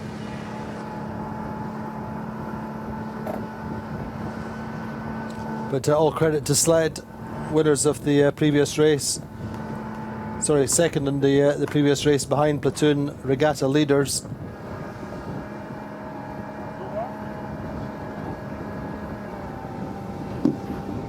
A little bit more powered up, obviously, than Platoon are sitting in their gas. All the time here, just seeing that top mainsail of Azura. I've been watching that for a while. It's quite interesting. You know, you compare it with Sled's main. Top part of the main is a little bit overpowered. I mean, you can almost see it's like their rig, just their setup isn't nearly as depowered a setup as Sled. It's almost like their rig is straighter, and they even could be on a bigger jib perhaps as well, because it was light at that start and it was building. But if you're deciding to set up for the lights rather than the builds, you go bigger jib, and I think probably we'll see them change on the downwinds and depower a bit more, because I don't think it's too fast to set up, but you know, it hasn't been too slow. Look how much Platoon are coming down to get round that protector mark. Yeah. To drop the Traveller just momentarily and get down to it. It shows you how much left is in that breeze relative to where it was when they set up the course. But Sled leading around the weather mark, Jenny. Sled leading round, and that was an important moment there. Azura finishing, completing their attack, and Platoon taking their stern. So it could have been a little bit, tiny bit more of a question mark of if Sled was able, if Azura was able to attack there, if Platoon had been closer, but they just weren't close enough. So no problem, Azura attacking, getting around, and again for Platoon, this isn't a big deal. It's just 1 point behind, but every point does matter here. And these three boats in the front here, Sled kind of happy to keep the two guys fighting for the overall battle behind them as they continue to lead this regatta here, but we know that the two guys behind are just every single point matters, so they're going to have sights on Sled and sights on each other. So what does Azura do down this run? Well, Azura is the one boat that we've seen like to hold their course out to the right-hand side looking down, left on the upwind. Yeah. So I think they're happy here. I think Sled goes straight, I think Azura goes straight, and then it's eyes on Platoon behind for when Platoon's going to want to jibe out, especially as we saw it was such a left shift up the top end of the course there. It's going to be a bit further starboard advantage on the downwind here and a bit better of a starboard drive anyway. So there's not too many moves left to go. It'll be, I would assume it'll be determining when they jibe for the bottom marks here, and that's kind of when the next play is, where the next cards can be dealt. But yeah, if you're Azura, you're still eyes on Platoon all the time, just in case they do try to go for a flyer. You have to react in whatever way you think is best. And Platoon not going for their staysail. So out in front, Sled's got their staysail up. Azura has the staysail up, and Platoon quite slow to go up with there. So maybe Platoon's going for the jib change. Two bowmen, you can see at least putting the jib in the bag. Maybe just putting the jib in the bag because it's a bit windier now. But a little bit late on pulling out the staysail. And it's not a big deal. I mean, Andy, sometimes we know it's actually not faster to have it up, and other times it is. So it's clearly for them, it doesn't seem like a big one, and it's pretty under-trimmed at the moment. So they just seem happy and content to be fighting on the heels of Azura and looking to nip around them, maybe on the next upwind. Mm-hmm. The thing was, we saw two speed duels between those two boats. The first one with Platoon and Azura out on that left-hand side right off the start, and I think Platoon was faster, and Azura ultimately had to tack and duck. But I think you nail it when you talk about Azura's rig setup. As the breeze built, I think they're set up for a slightly lighter breeze. Yeah. And I think correspondingly, I think they were hurt in the first race, being set up for a stronger breeze. So they're just maybe not quite on the money in terms of their setup. A touch behind and reactive instead of proactive to the breeze. But the other one they held on just fine, even with the top of their mainsail flicking. They were able to get ahead of Platoon. Platoon sitting in Sled's bad air long enough that Azura got around them. So it's not as dire as maybe we thought it was. No, God, no. I mean, it's very small percentages, isn't it? But they seem to be going very nicely down this run. Well, and I'm quite happy isn't the right term, but impressed with both of their boats on that start line. I mean, I kept saying this start line and how the two of them perform is going to dictate their mentalities on board. And both of them were pretty calm and cool under pressure. Yeah. You know, they could have been in the position of Brennenisek and Gladiator and trying to win the pin too hard and either hitting the pin boat or being over early. And instead, they both played it pretty cool, pretty calm. Platoon as well. They've had some struggles in the start lines in the past, and they didn't there. So I think that was the true measure of why these teams are top of the leaderboard overall for the series, because they could be shaken on board Azura because they just had such a deep race, and they could be excited on board Platoon because they just had such a good race, but neither of them took that out with any accidents in the start, and that's a really good rebound. I mean, rebounding from a win is as important as rebounding from a bad race, because you got to make sure the whole team is still calm and cool and collected, even if you're feeling like you're on fire. Quick word for Team Vision Future, still in seventh. You know, that's pretty good going for them after the previous race with their sixth. You know, they're battling, they're in the fleet, having a great time. Yeah, and I mean, well, they're seventh with two boats behind them that were over early and spinning. I didn't see what happened to Allegra either, but Allegra also was going back on the start line and was about Brenenisek's positioning after they had rounded, but Allegra has now dropped back about 15 boat lengths or something like that. So a really difficult two races in a row here for for those guys who were sitting fourth yesterday. But Team Vision Future, they just, as we said earlier, they're so happy to be out here and racing, as are the majority of these guys. But they're just, they're away from their day jobs. They're here on a Friday in beautiful conditions on a 52, mixing it up with the fleet. Right in front of them is Quantum Racing, who won the series last year. So it's really nice to see that team, and it's a really good reminder for anyone who's watching out there who does maybe have the ability and desire to get into a fleet like this, that you can come in and mix it up in a boat that's much older than the rest of the fleet and still play hard. That's right. So their boat is the former, the older sled, previous generation sled, which they bought new for this season. You could say bought used. Yeah, bought used. We're new to them. So there goes Platoon into their drive. And in front of them, Azura just went stay still back out. So Azura had actually, I think, maybe looked like they were about to drive. Maybe even Azura kind of tricked Platoon into that. But instead, yeah, a little dummy. I missed it because we were looking back. But instead, Platoon's gone and sled is gone, and Azura's holding straight here. And I think they're right. It is further to this ley line at the moment, although now they are rolling up their kite and going for a jibe as well. So interesting though. That was great. Interesting. Let's have a very quick look at that and replay of the dummy jibe, or what we consider to be a dummy jibe, James. Yeah, you can see right here, Andy, obviously Azura going really bow down and almost bringing that main into the center of the boat, selling Platoon behind them, a massive dummy. And then as we just ramp the speed back up, you can see them just go back to their normal course there and bring the staysail out. So fantastic job and good gamesmanship. Indeed, selling the dummy to Platoon. I wonder whether that's going to prove productive. But at the moment, they're about 90 metres ahead of their main rival for the circuit title.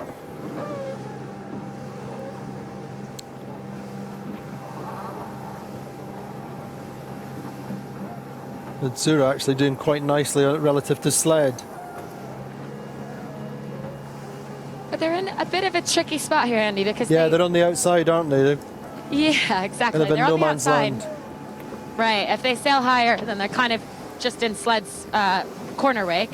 And if they sail any lower, well, they're low of ley line. So they might be at speed right now, but they don't really have anywhere to go with it, which is going to keep them in second, essentially, unless Platoon gets a bit more breeze coming down. I think the dummy was good. I think what they would have loved is for sled to have gone earlier, because having to sail past sled's line and then drive where they are, they're really quite restricted in what they can do, both here and when they get to the marks. Yeah, it's about positioning on the mark, though, as well, isn't it? It's being able to just get yourself a little bit of separation to get the right mark looking downwind.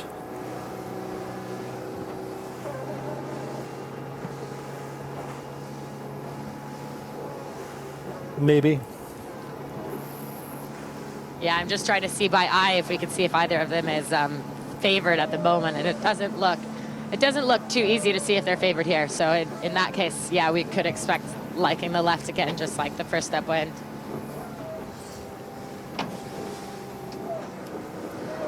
But for sure, I think you maybe wanted to go left coming upwind, but let's wait and see. Just now, Platoon seemed to be going quite well.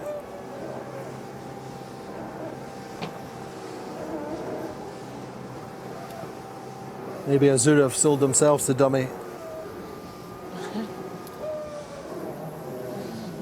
You know, you like the mentality of it, though. I think it shows. Completely. It shows that they're not scared to use a few of the the weapons in their armory. Just keep pushing, keep trying every little trick in the book. Yeah, they're playing the game. I mean, they did it on the first step wind when they tacked out and they kind of left Platoon stuck with sled. Yeah. They've done it again here with the selling of the dummy. So they're very much already playing the match race wall fleet racing. Yeah, it's the chess match, isn't it? Thinking ahead, consecutive moves. What's going to happen a little bit 2 moves down the track. But sled then leading towards the gate, Jenny. They are. Platoon just jibed there as well. Sled, I think, going left mark, left turn. We've actually got race committee about to blow some horns here too, so it looks like another course change back 10 degrees left, I think it says, and that's accurate because we saw such a big lefty at the top mark there. But Sled with a nice jibe. Azura and Platoon quite close now here. So Platoon made just a touch of gains there, but Azura on the inside is going to get this left mark, which means Platoon either has to follow them around or split hard to the far side. And I think that split is too far away. I think that mark's too far away. That side's too unfavored that I think we will see Platoon just round right on Azura's stern here and fight it out from there. Yeah, so Sled rounding in the lead overall in the regatta and in this race. Azura with a nice high exit from that mark. A really, really nice mark rounding for Azura there if they want to stick. And Platoon probably rolling right into the attack. Now, this is dangerous for Platoon. They've got, if you can see, they've got, they're on port tack here with Phoenix and Preveza coming downwind on starboard. So Platoon having to sail a bit high and a bit slow to avoid Phoenix and avoid Preveza just threading the needle, but doing fine and going right back into their second tack there. So I'm not sure if that was worth coming to this mark. I think maybe the other mark would have actually been a cleaner move, even if it was hurting at the time. I think the two tacks in bad air and a possibility of a penalty has put them well behind Azura. Well, you know, it's hard to tell though. We can't see how far they would have been behind if they'd rounded the other mark. So then behind them here, third place was Platoon, fourth place Phoenix. Great race at the moment for Phoenix. Fifth place Preveza, also rolling into attack, but for them a much clearer attacking lane. They might even hold for a while. Behind them in sixth position, Quantum Racing. Seventh position is Brunelesek, a nice comeback from their over early. Eighth place, Team Vision Future, kind of tied with Gladiator, the only boat to round the far side, over in 8th/9th place, and then well back Allegre. But up the course, it looks like Azura just planted one on Platoon. So they are, fully playing a match race game in this fleet race, which is great. I'd love to see that. So they just took a little, cleared their breeze from Sled, went up and hammered one on Platoon. And I think if you're happy with the left-hand side of the course, you're happy to keep sending your competitor to the right. But yeah, great images now. Just breeze seems to have built very nicely. Classic Costa Smeralda champagne conditions. Should we say Prosecco conditions, Andy? I was going to say that, but a very, very high-grade Prosecco.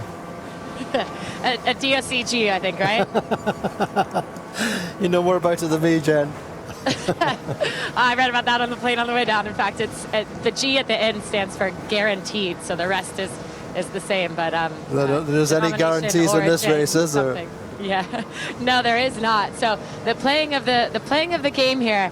Let's talk a little about how the match race works. I think for Azura and Platoon, if Azura keeps hammering Platoon to the right, Platoon keeps coming back because they think the left's favored.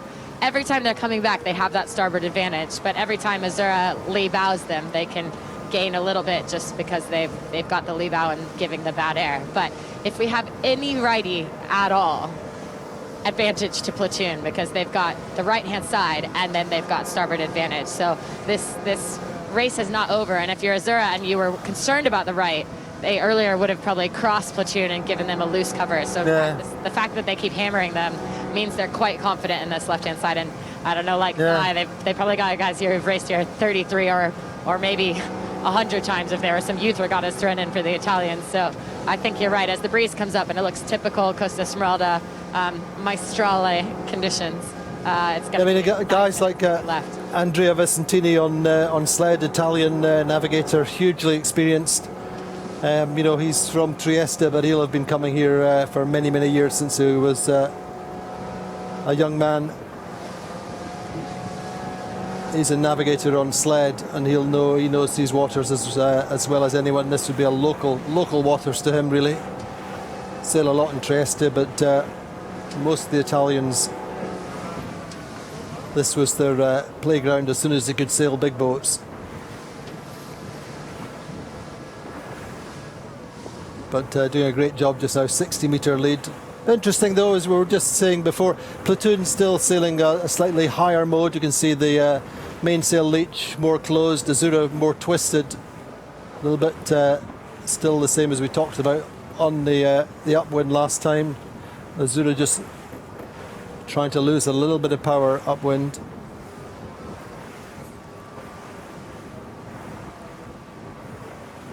Saw that a little bit in the drone shot, but credit to Phoenix 11 going very nicely in this race.